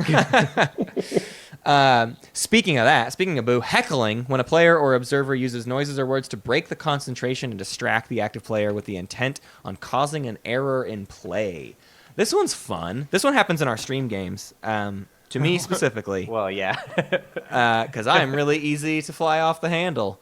And when I start flying off the handle, all of my friends love to think of all the different puns or ways they can just dig the knife in. If you watch the, I almost made a clip of it the other day, but if you watch our Holiday Spectacular game, there's a moment after my horrible public execution agenda where everyone gets at least one-liner in on me, and I just have to sit there and take it. I just have to be a big boy and not poop my pampers over the fact that everyone gets a pass at heckling Matt. And I have to do my best to just like keep playing the game that we're playing and not. Well, if you're not going to clip it, I'm going to clip that because I want that right now. I'll find it. So I'll tasty. find it and that's I'll send the it to you. yummiest little thing. Yeah, I think heckling is a crucial part of TI. Yeah, I think it is mostly used in the context you described, though, where somebody that flies off the handle a little or like has a shorter temper can be like, people can kind of try and stoke those fires to make them play sloppier. And I don't even think people like, I think I do that sometimes without even thinking. Yeah, I think it's easy to do unintentionally because you're still having a good time. So you're still hanging out and doing whatever and trying to keep the energy light. And if the person is feeling salty enough, it's very easy for any action to get under their skin, right? If you're just in a bad mood, everything puts you in a worse mood. So I think it's really easy to heckle someone that's already kind of going down the spiral. Yeah, for sure. It's really easy to heckle you, basically. Yeah, exactly. Chuffing is when a player makes noises, chuffs, or comments to demonstrate their apparent superiority in skill or game position. For instance, interjecting unsolicited comments that begin with a haughty, condescending, and nasally, actually. And I added a term. I want to add a term to our definitions here that wasn't on your original post, but I called it umpiring. So chuffing is annoying, and it's kind of a, it's a well actually thing, and it's not even really like a thing people use to get game advantage. I feel like it's just kind of an annoying thing that happens. And in that same vein, umpiring is another annoying thing that happens, and I'll define it as this. In most people's personal groups, one person owns Twilight Imperium, and that person plays it more than everyone else. I've got 15 games under my belt, and the rest of my players have like 2 apiece. And so they are used to being the umpire, which is kind of an important designated role in a TI group. It's like the person who keeps the flow going and knows the rules and is there to call out rules when they're relevant because everybody else doesn't want to have to look through the rule book. An umpire is crucial. When you get 6 umpires on Tabletop Simulator in a game together, it becomes a really weird game of a challenge to each other of who knows the most. And who's going to become chief rules lawyer. In a game full of experts, everyone's trying to like divert attention away from each other and become the like king chuffer. I feel like I've seen so many instances where a player, this is the example I give. Someone's like, excuse me, you cannot play a Shields Holding on PDS Fire. And the other player goes, oh yeah, no, I know that. I definitely know that. And I know that you can't, I know that Maneuvering Jets is for PDS, and I know that Shields Holding is only for base combat. And like, the challenge is on from that point forward of them having to like shove rules in each other's faces at every instance to prove they have more rules knowledge than their opponent.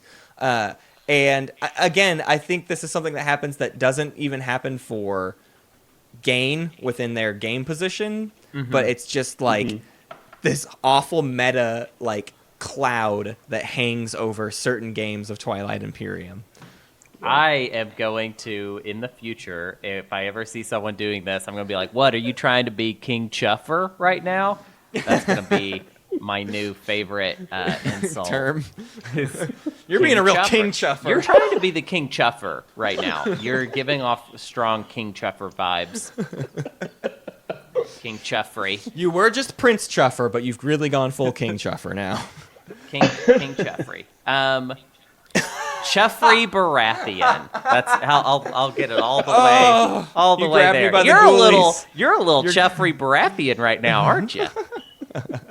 This joke is not for everybody. Spacing, when a player is disengaged from a game and not paying attention, often just going through the motions during play with a real focus on socializing, social media, carousing, can unequally advantage some players in the game who can ignore that player as a threat. Hunter, I think this is even more what you were referring to than disengaging. You space in Tabletop Simulator. Yeah, I do. So what'll happen is I'll be so excited about figuring out my path, and then I kind of get locked into the path, and honestly, if things don't get shaken up, that's when I will space. Is if things are just going well and all good and fine, and I'm just bumping along. Like I had a round the other day where I didn't need to do anything but score the 3 command counter objective, and so there wasn't a lot for me to do. So and there was a lot for other people to do. So I was just like not in the game. And it probably cost me the game, honestly, because I ended up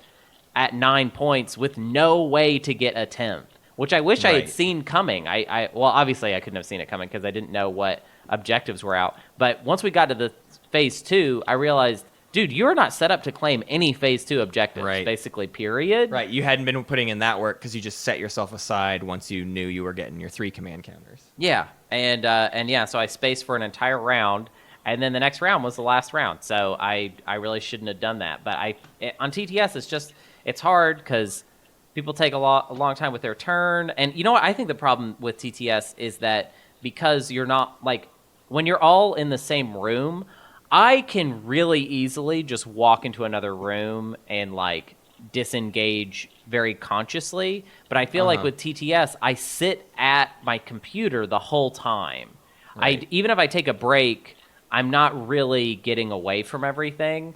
And I think there's a necessary aspect for me to be able to do that. Just even a pizza phase is kind of important for my ability to play the game for very long.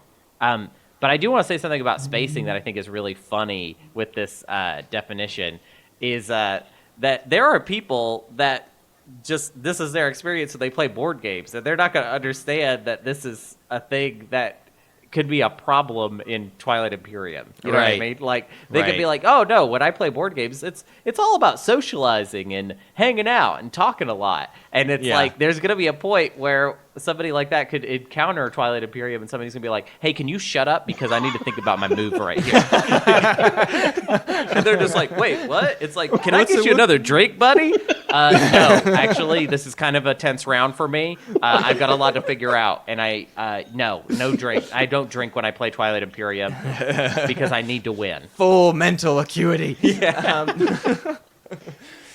I think I did the most embarrassing and vapid spacing of my life the other day, which is, well, I was playing my Goodyear Brotherhood game on the same day that Shut Up and Sit Down was doing their big TI stream. And so I had that stream up on my second monitor. And there were many times in game where I would be suddenly kind of woken from a daze of people going, Matt, it's your turn. Hey, Matt, are you there? And it was because I was just full on watching a completely different game of Twilight Imperium and hoping they would say our name and being a total jerk to the players that I was actively in a game with. Right. And I will never forgive myself for doing that. I hope that all those players know that every time I was completely tuned out, it's because I was reading Twitch chat on a completely different Twitch stream. Oh, one thing I want to call out with that stream, I didn't watch a whole lot of it because they were just not great. Am I right? They just did not. They were just like, oh my God, these plebs have no idea what they are doing. They were playing with things they did not understand. But Quinn, if you know Shut Up and Sit Down, one of the main people involved is this guy named Quinn, and he was playing as the Yin Brotherhood that he called the Quinn's Brotherhood, that's fun.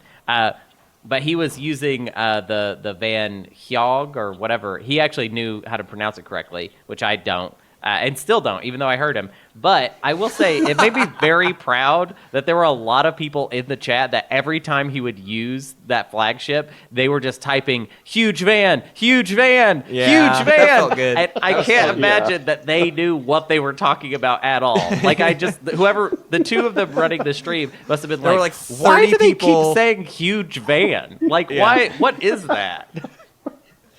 Yeah, that's a badge of pride. That made me way more proud than them talking about our little show or whatever. Saying the title of my podcast. Yeah, that was my favorite thing, was just people saying huge van. Because that could cause confusion. Anyways, we've got one or two more left here, and we are, boy howdy, are we digging into some hours on this podcast. We are. Stealthing. When a player quietly completes an action on their turn, which goes unnoticed by some or all other players, the unnoticed actions usually provide a competitive advantage to the player, as the other players do not take into account the new game state caused by the player's actions. This is This one, I'm actually going to tie to, we wanted to define angle shooting as well, but I would say stealthing and angle shooting are in a very similar milieu. Angle shooting is like disobeying the flow of the game on purpose in order to gain information about the other players they would not have access to otherwise. So let's kind of separate these out. Stealthing, in one of our games, we had what people have now called stack gate, which is the player who stacked their command counters on top of each other in a perfect little stack so that when other players looked at their sheet, they didn't maybe notice how many command counters there were. Same thing can happen with trade goods. Same thing happens with people who maybe put their tech in obfuscated places. Things like that. All these different versions of stealthing that feel pretty disingenuous and pretty dirty. I think stealthing is probably the most obvious, like, oh, you're trying to cheat right now. I want to be fair though. Sometimes it is innocent. Sometimes it is not. Oh, absolutely. Yeah. Like it's not always. I think it can be a little bit icky. Not even a little bit icky. I think it can be quite icky.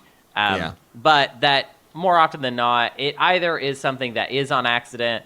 Or it's one of those things where, like, if you claim it was an accident, and it's like, well, I got no argument for that. Right. Who was it that did Stackgate, though? I don't remember the player. I think it was Evernoob. I actually think it was Evernoob that did Stackgate. Oh, it was Evernoob. Yeah. You're right. What about someone doing a deal on the side without announcing it to the table? See, okay, there's a great example of like, well, first off, people's contention with even just the idea of secret conversations at all.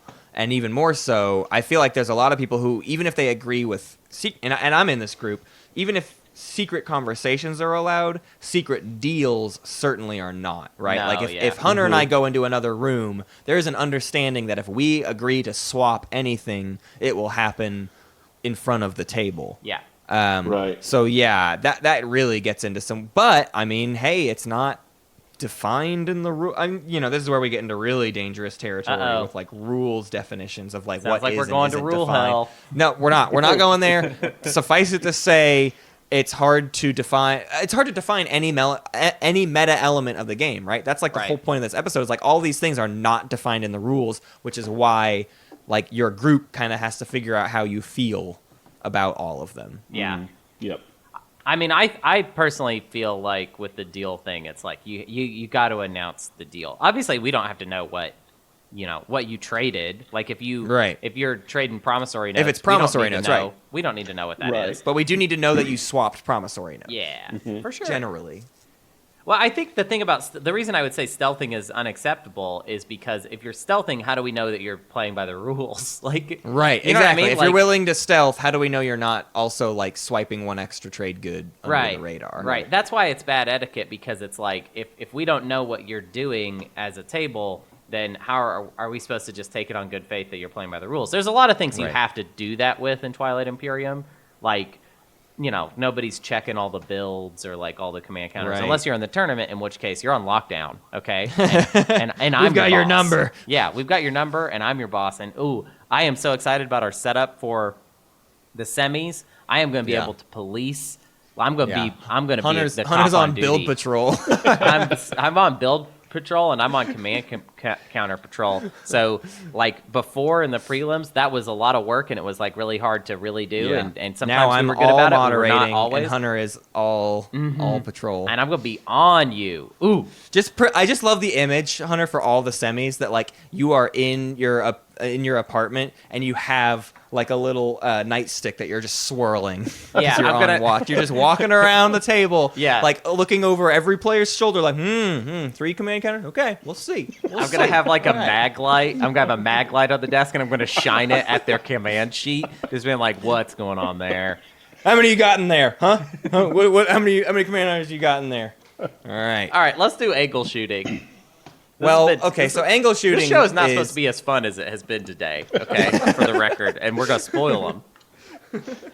Angle shooting is more like when a player is trying to bait out action out of somebody else to gain information, right? It's kind of like pretending to play an action card to see if someone is willing to sabotage it, to see if they have a sabotage. That's kind of like the best example of that, right?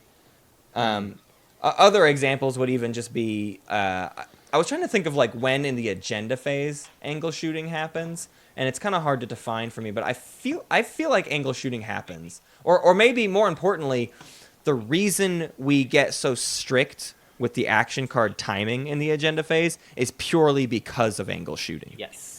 If you didn't run through every single person in order when an agenda is revealed, okay, now after an agenda is revealed, if you didn't do that, players would then be angle shooting each other to see who's going to play which rider when. You know, it happens a lot on accident. Like, people get to angle shoot, and I think it's a shame, because it's like somebody does something out of order on accident, and now everybody knows something they weren't supposed to know, and then it can influence their decisions from that point. I mean, we had...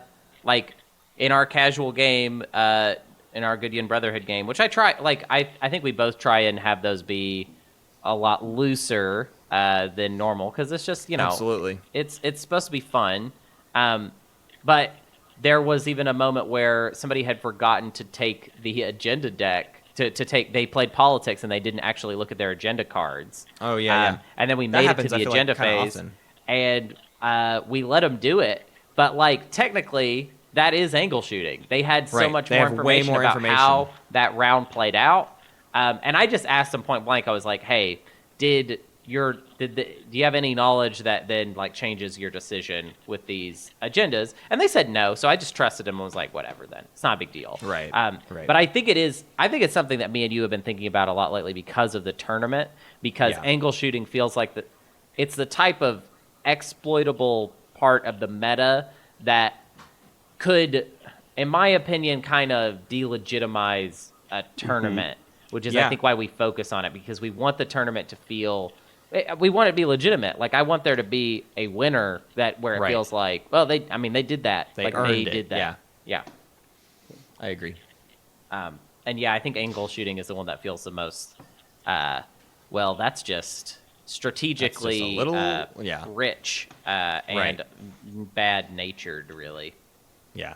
Well, and that's why it's such a pervasive term. Like, it exists in poker and all these other areas, is because it is a thing that is a problem in many strategic games. Yeah. Is like people doing that kind of behavior to bait out, you know, different actions. Yeah, you can do that in like any game, really, if you're just like willing to kind of poke and prod and like be playful with when things happen. Then Well, it gets fuzzy with, you know, bluffing, because bluffing is you know, an aspect of TI.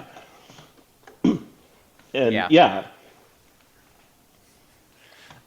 Sorry, my wife is in here suddenly, and she was looking at this list. I have to point this out. She's looking at the metagame list, and she saw the term mooting and read the definition, and then she just pointed at me. That's you. Hey, that definition. Hey, you do that. That's you. Yeah, we got one more. We got one more, and this one is not in the original post, but this is something someone else brought up, and I think it's a good one to kind of end on, and it'll kind of get us out of this whole discussion. So from Combat Cotton, they gave us Bower Gaming. When a player in an advantageous position could win, but plays less than optimal with the intent to keep the score tight. Very rare, but it happens. This is like the nice version of metagaming. This is like the good thing you do for the table, just because like you're playing with a bunch of new players.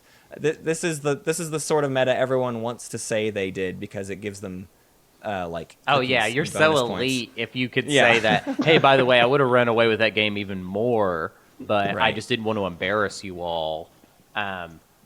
I think that this is occasionally a strategic choice, though. I mean, if you're playing as Jolnar and you don't want to come out swinging and get too much of an early lead out of fear of retribution, I don't know. I think that at one point that was something that we very much believed. I don't know how much I feel that these days, but well, I think people do a version of strategic Bower gaming. In the number of times we see people just opt to not score as many points as they could, because they're like, I don't want to look as strong as I could, because I want the score to look tighter, so that when I do win, I'm able to do it without as much heat on me. And I think people lose games because of that kind of behavior. Usually, I think so too. I think it's, if you're gonna play the game, it's kind of unavoidable that at some point you're gonna get the heat. If you're having a good game, And you it's need to almost score points impossible. when you're able to score hard points. Like, you just need to do that. It's just impossible to predict when you're going to be the one on the chopping block, and if people are going to be able to get you. I think the best thing that you can do really is just pay attention to your neighbors, and like, as long as you feel pretty confident that they're not going to be able to wreck your stuff, which, I mean, by the way, you can never be 100% confident because you don't know what they have action card wise. That could mess you up. But as long as you're kind of thinking about that, that's about the best you can do. I really think you got to score the points you've got. And if you're the leader for the whole game, I don't know, like, just try and play it through, you know? Yeah. But it's a hard enough game where you're not going to be able to call your shot and just be like, no, I'm going to hold this one and then later I'll get it. Like, that's not reliable. So Combat Cotton brings up one final point, and we're gonna take a weird turn here. We've been having too much fun, and I want to sour the mood real quick. Let's do it. So Combat Cotton says, also, please don't publicly shame people if all you want is nothing to do with them. Maybe other play groups don't mind the behavior you kicked the person out for and need a player. Let them decide what to do with the culprit. So this is a point to say, in all of these things that we've just defined, all of these metagame things, we've constantly talked about how there are different levels to which people are willing to accept certain types of behavior, and your group might differ in how it feels about one type of metagame behavior over another. And so it's really important to basically not gatekeep people based on their choice of how they choose to play and the meta tactics they choose to use. If you don't want to play with them personally, that's fine. But to, like, go on to a message, especially in the TTS community, it's really dangerous to, like, come out and just be like, so-and-so did this and or to not even say what they did, right? To come out and just be like, so-and-so needs to never be played with ever again because they engage in bad etiquette. Well, let other players decide what is and is not bad etiquette. There is clearly no definition of what is, like, globally agreed upon good etiquette. And so it is definitely very important, I think, for all players to recognize that, like, they have different interpretations of what is and isn't allowed and need to take each new player at face value. I think that as a community, what I would kind of like to see people do a little more is just be respectful to each other and respect that the decisions that the other players make are their decisions to make. I realize it gets kind of, with Twilight Imperium, it gets kind of strange because influencing the other players, you can win a game because you were able to convince someone of something. Right.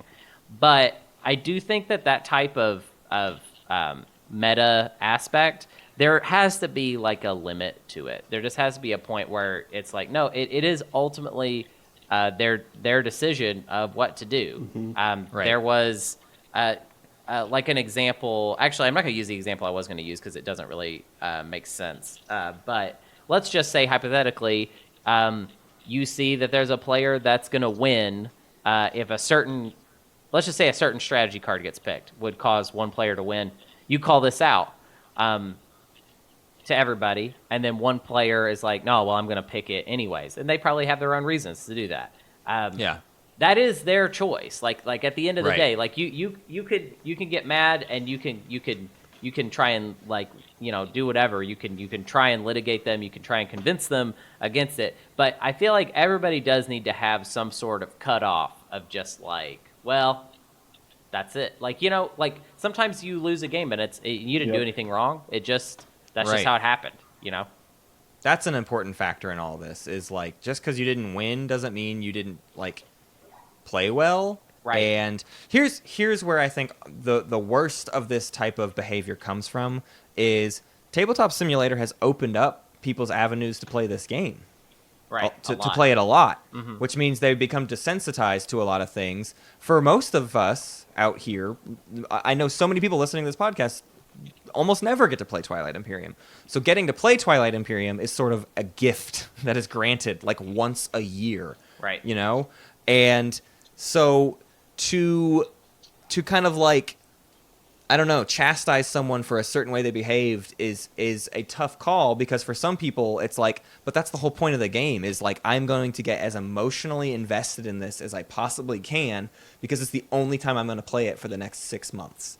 And and I'm going to do whatever it takes, because this is a game about politics and diplomacy and trade and warfare and everything, and that's the way I want to play it, because I don't get to play it very often. And I think that's something that has to be considered.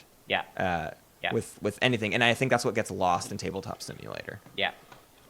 So respect each other's decisions as players, even if you disagree with them. I think it's totally fair to say that I totally disagree with what another player is doing, but like there is a way to respectfully do that, right?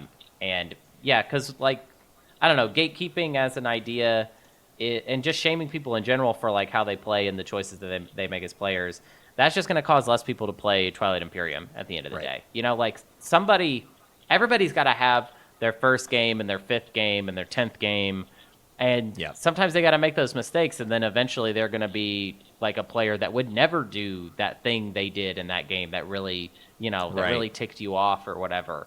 But the only way they're going to get there is like by realizing that on their own. Yeah, people don't just you can't just will other players to do exactly what you want all the time. Now, every once sometimes. in a while. Yeah, sometimes there's some dazzling that happens, or something. So like things go well sometimes, but also I just feel like there just always has to be a cutoff with those types of things, where there is a point where it is like, nope, all the players are individuals and they make their own decisions, and there just has to be a point where sometimes you just got to take a deep breath and be like, I'm just going to live with this. I'm not going to try and meta my way out of this, because there's no point at this point.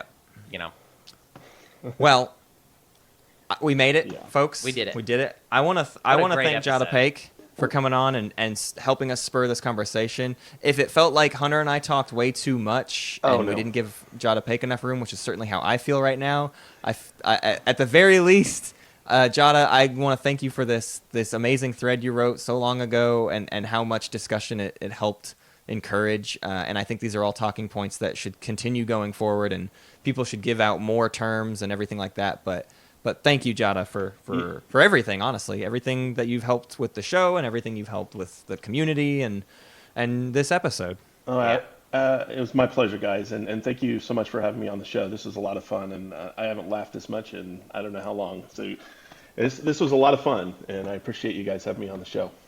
Of course. Awesome. Well, Hunter and I have to jump over and do some errata, but that's going to do it for the Metagame List featuring JattaPake. All right. Bye, guys. Jatta will be back. We owe him like 3 Space Kitty episodes. Yeah, honestly. at this point, we owe him quite a few Space Kitty episodes.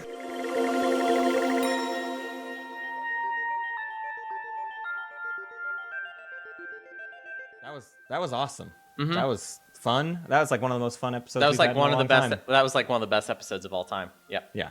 I don't care if anybody else is like, I don't get into the metagame stuff. That it goes in the book as my favorite episode we've ever done. Yep. Let's do the errata side of that episode, though. We got to talk about last week's prelim map stuff. We got to talk map stuff, and we got to talk prelim games, semis map, everything. Oh my gosh.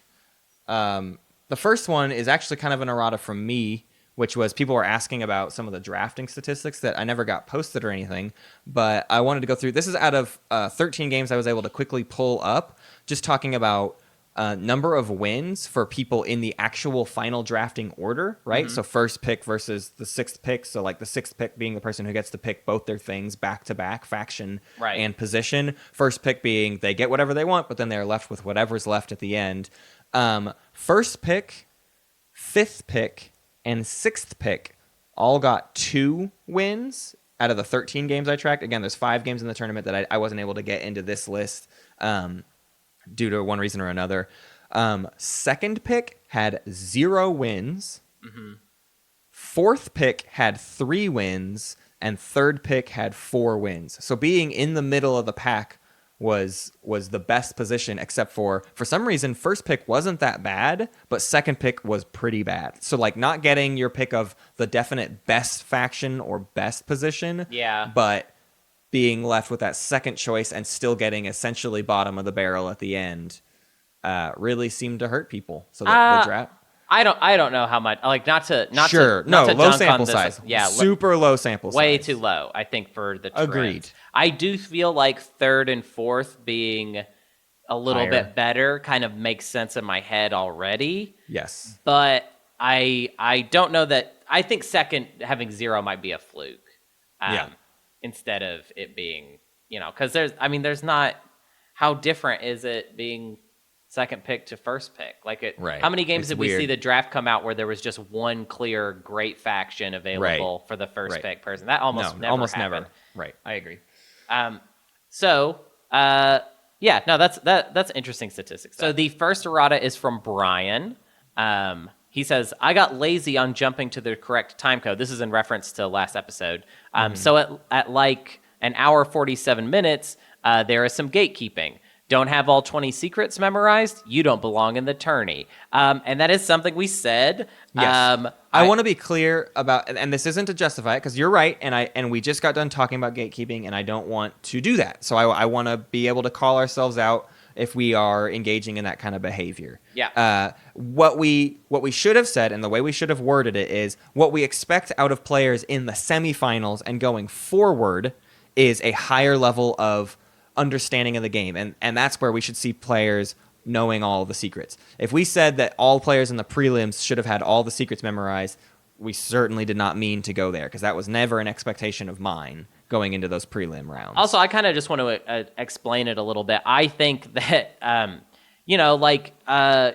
moderating that tournament, we as the people running it, we take a little heat for doing that. It's like, obviously people are really appreciative of the tournament happening in general. But I think there is kind of a stress that it creates for both me and Matt to have to moderate tournaments and make difficult calls.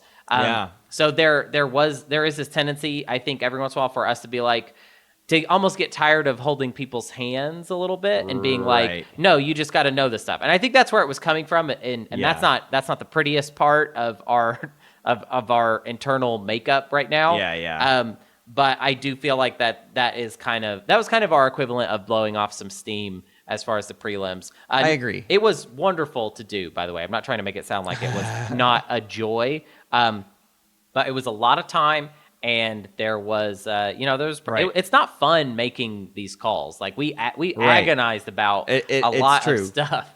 Yeah, I would. There were a couple times, especially towards the end, where I would kind of vocally, when like, the way it feels, like you obviously don't have the people sitting there, but the way it feels is like things get weird at the table, and suddenly you feel all the eyes turn to you and go, "We have this conflict. What are you gonna do about it?" And that's what it always felt like to me when those instances would come up of like a really tough call that needs to get made, and like that the call determines how effective someone's strategy is going to be now, right? Like I am deciding how good the rest of your round goes based on this call right now. Yeah. And I know all the elements, so I know everything that's going to happen based on like what decision I make, and I'm trying to not let that influence it. And this is all kind of a big tangent, but the point being, we certainly didn't mean to like put our expectations above people like wanting to just be in the tourney. It should have been more we are expecting more and more from our players as we get further and further into the tournament, because we're hoping to see higher level play. Yeah, I mean, I think it definitely is gatekeeping to be like, you don't belong in a place because you don't play a certain way. It would not be gatekeeping to say memorizing the secrets is advantageous to you as a player. Which is how we should have. That's essentially how we should have worded it. It was pretty poor wording on our part. Yeah. Garnet Bear says, based on looking at, so now we're getting into some semis map stuff. Based on looking at resources while still getting 6 influence for 2 command counters for each slice, and also getting 3 or 4 of the same trait planets, every single position would most optimally want to move counterclockwise except for classic pepperoni. So what he's saying is if every single position takes 1 equidistant and they take the counterclockwise position, they all benefit greatly except for pepperoni wants to go clockwise. So the only person that gets conflict there then is who? Pepperoni and Arthur's Dent, right? Right. So I thought that was a really interesting point of another thing that sort of classic pepperoni is like the best slice, but also keeps getting thrown in these contentious issue areas of like, yeah, you've got all the stuff, but you kind of need to fight more for it. Right. Hopefully. I mean, I hope that's the end result of all of this, but that's a fun little note on map analysis. Yeah, I still feel like, I mean, I would like to play on the semis map because I think it's really hard to make calls as far as what it's going to be like. What's going to be like. Yeah, people were very vocal, very fast. It is a contentious map. I'll say this much. Oh yeah, it's not the most popular thing we've ever done. But my justification is the prelim map was the people pleaser. We knew there were going to be 18 games on it, and it needed to be a comfortable map. We are no longer in comfortable rounds. Right. We are in.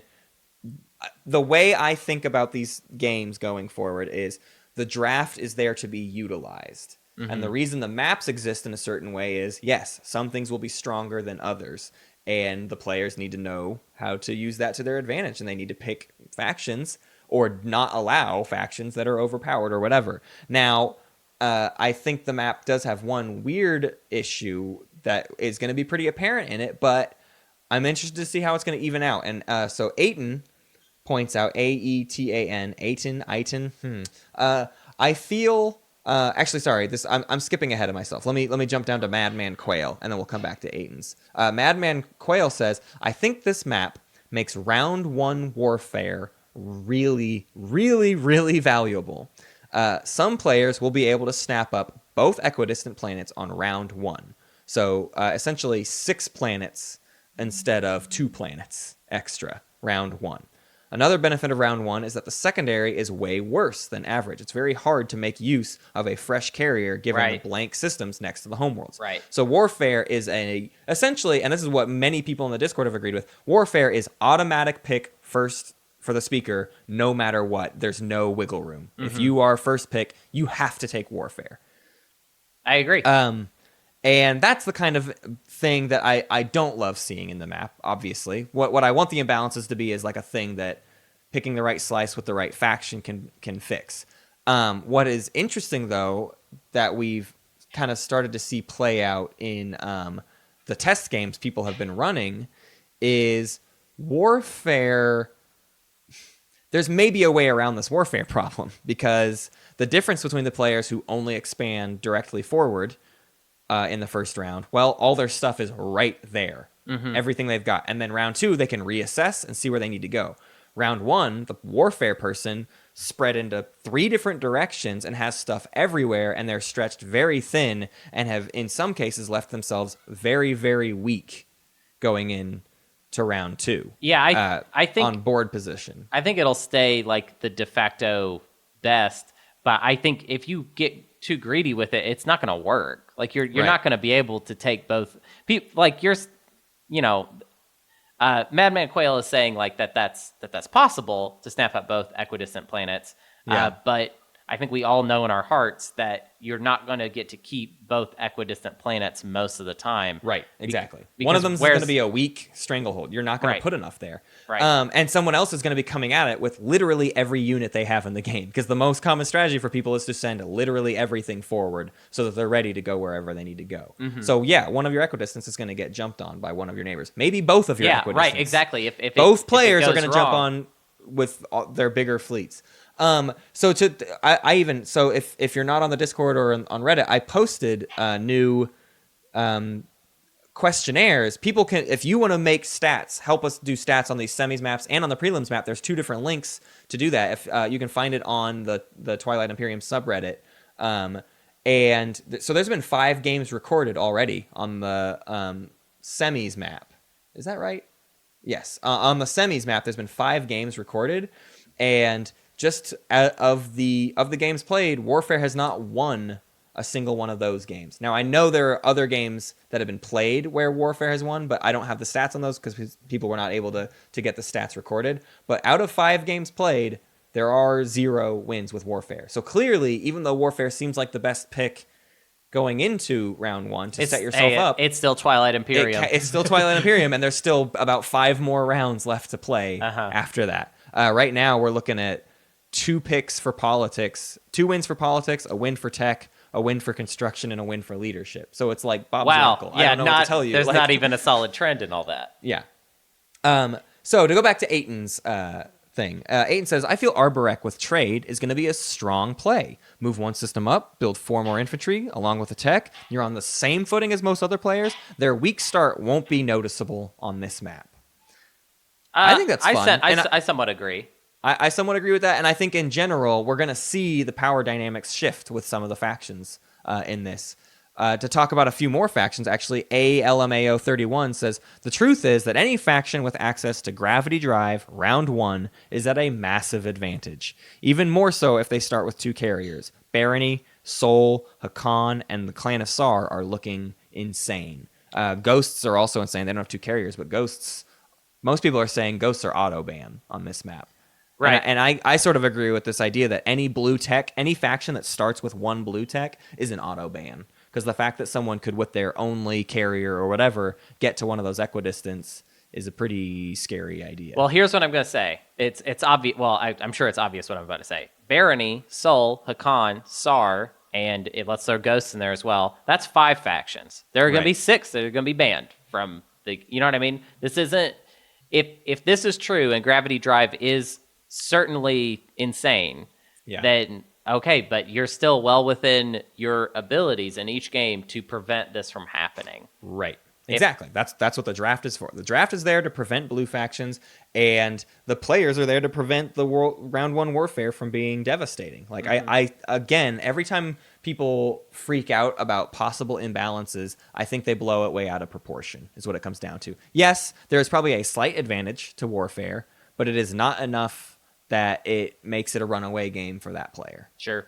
I'm wondering, the thing that, and I don't see that we have any errata about it, I would like to see how PDS ends up faring. People have been talking about it, and I haven't seen any consensus yet, and I'm wondering that as well. I think we could probably include that in next week's episode if we get a bunch of response. I know people are keen to use it, but I haven't heard of it being like especially defining. Yeah. You know, I haven't heard of games that were just, it seems like it's been very back and forth on how contentious games are. I've seen a couple people posting about like, it was way less fighting than I thought it would be. People were like not wanting to pull the trigger on fighting. Right. Maybe because of the PDS. I could see that being a thing. Everyone builds up such big PDS networks that you can't get into each other's spaces. But the inverse has certainly been true too, where people were like gutting each other right away. I know one of the first games played, they described it as Ring 2.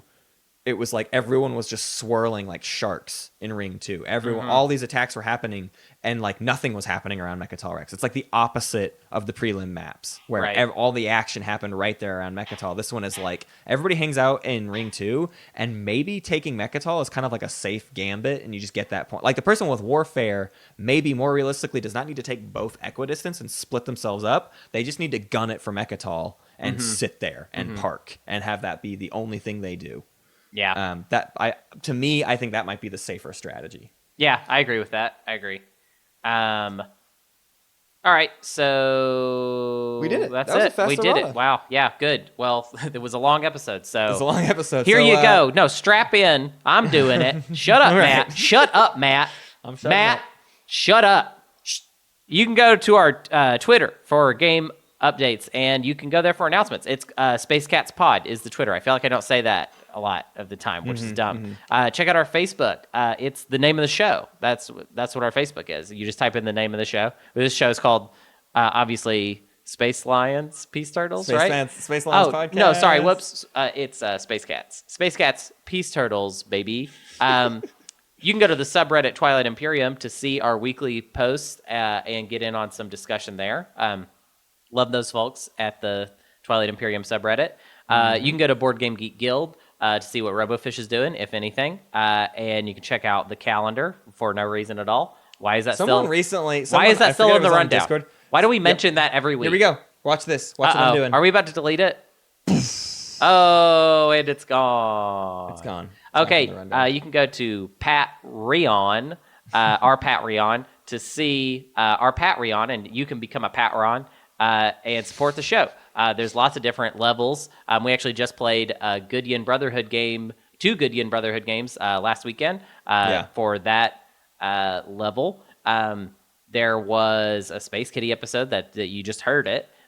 So those are 2 examples of stuff you can get with the Patreon right there. I'll say this. The people that seem to be getting the short end of the stick right now are the Steve Martin fan club. We need to do something for them ASAP. We need some streams. We need some streams to happen. Yeah.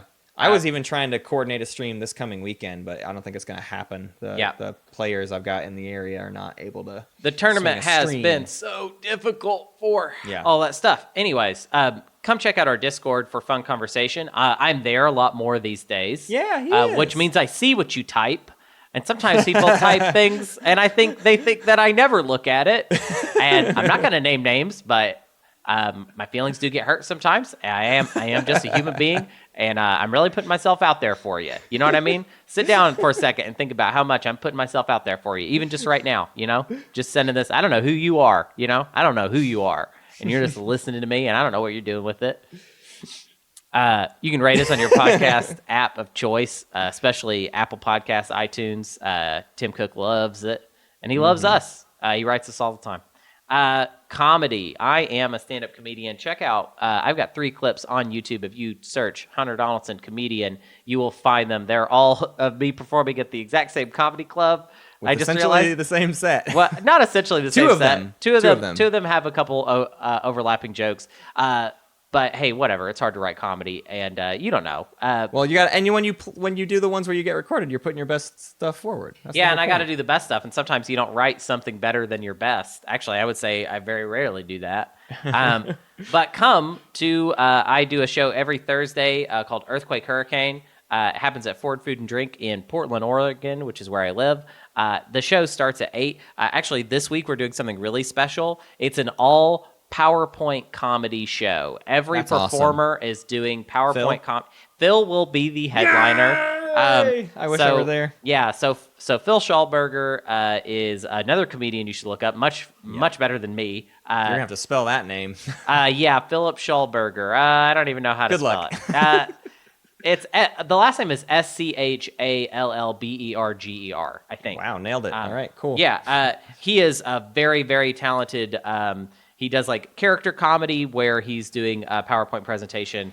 So he is like the master of this style of comedy, and we're all going to be dipping our toes into it. I think I'm going to do for my set I used to do a bit with a friend of mine. Presentation of how to teach Twilight Imperium. Oh, that's fun. No, it's not going to have anything to do with TI. I used to do this bit with a friend of mine where we would pretend we were like doing like a timeshare sell thing, like where we're selling a timeshare, except for it wasn't a timeshare. It was a crypt for you to be buried in when you die.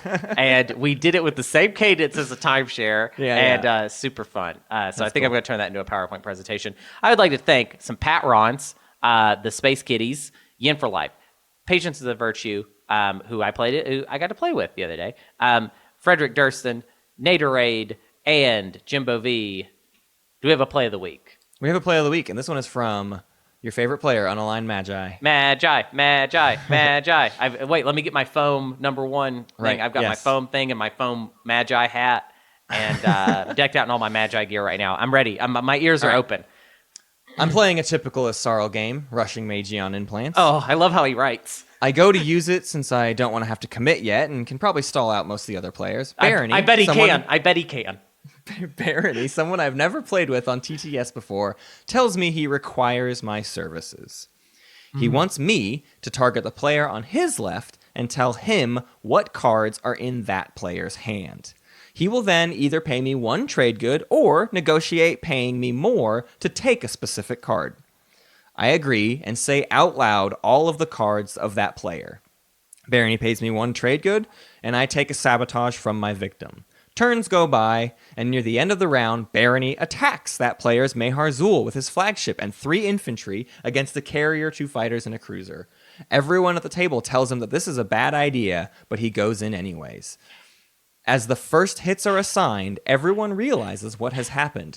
Barony knows that his opponent does not have a direct hit, so he can safely use the self-repairing flagship with Nintendo Entertainment System to basically auto-win the fight. After Barony takes the space, he bombards the planet for making an example of the world and then scores the 4 planets with the same trait at the end of the round. It felt pretty thematic to be a spy hired by the wealthy Baron to spy on his enemies. That's awesome. That's so cool. That's a fun use of Magion. I would love to see utilized more often. Kind of weird that you brought up the Nintendo Entertainment System joke, being that we probably haven't used it for like non-Euclidean shielding. Non-Euclidean shielding, which we call it the Nintendo Entertainment I'll tell you System. this much. But that's an old joke, right? It's an old joke, but in tournament games, I heard more people say Nintendo Entertainment System than non-Euclidean. Wow. Over the course of the tournament, more Barony players said that than anything else. So our jokes are fire, Hunter, and they last forever. They burn for days and nights. Huge fan. There's nothing better. There's nothing better than a Twitch I'm gonna chat write for a different podcast. Yeah, just using yelling. Our jokes. Huge fan. It's gonna be on my frickin' tombstone. Huge fan. Here lies Hunter Donaldson. Huge fan.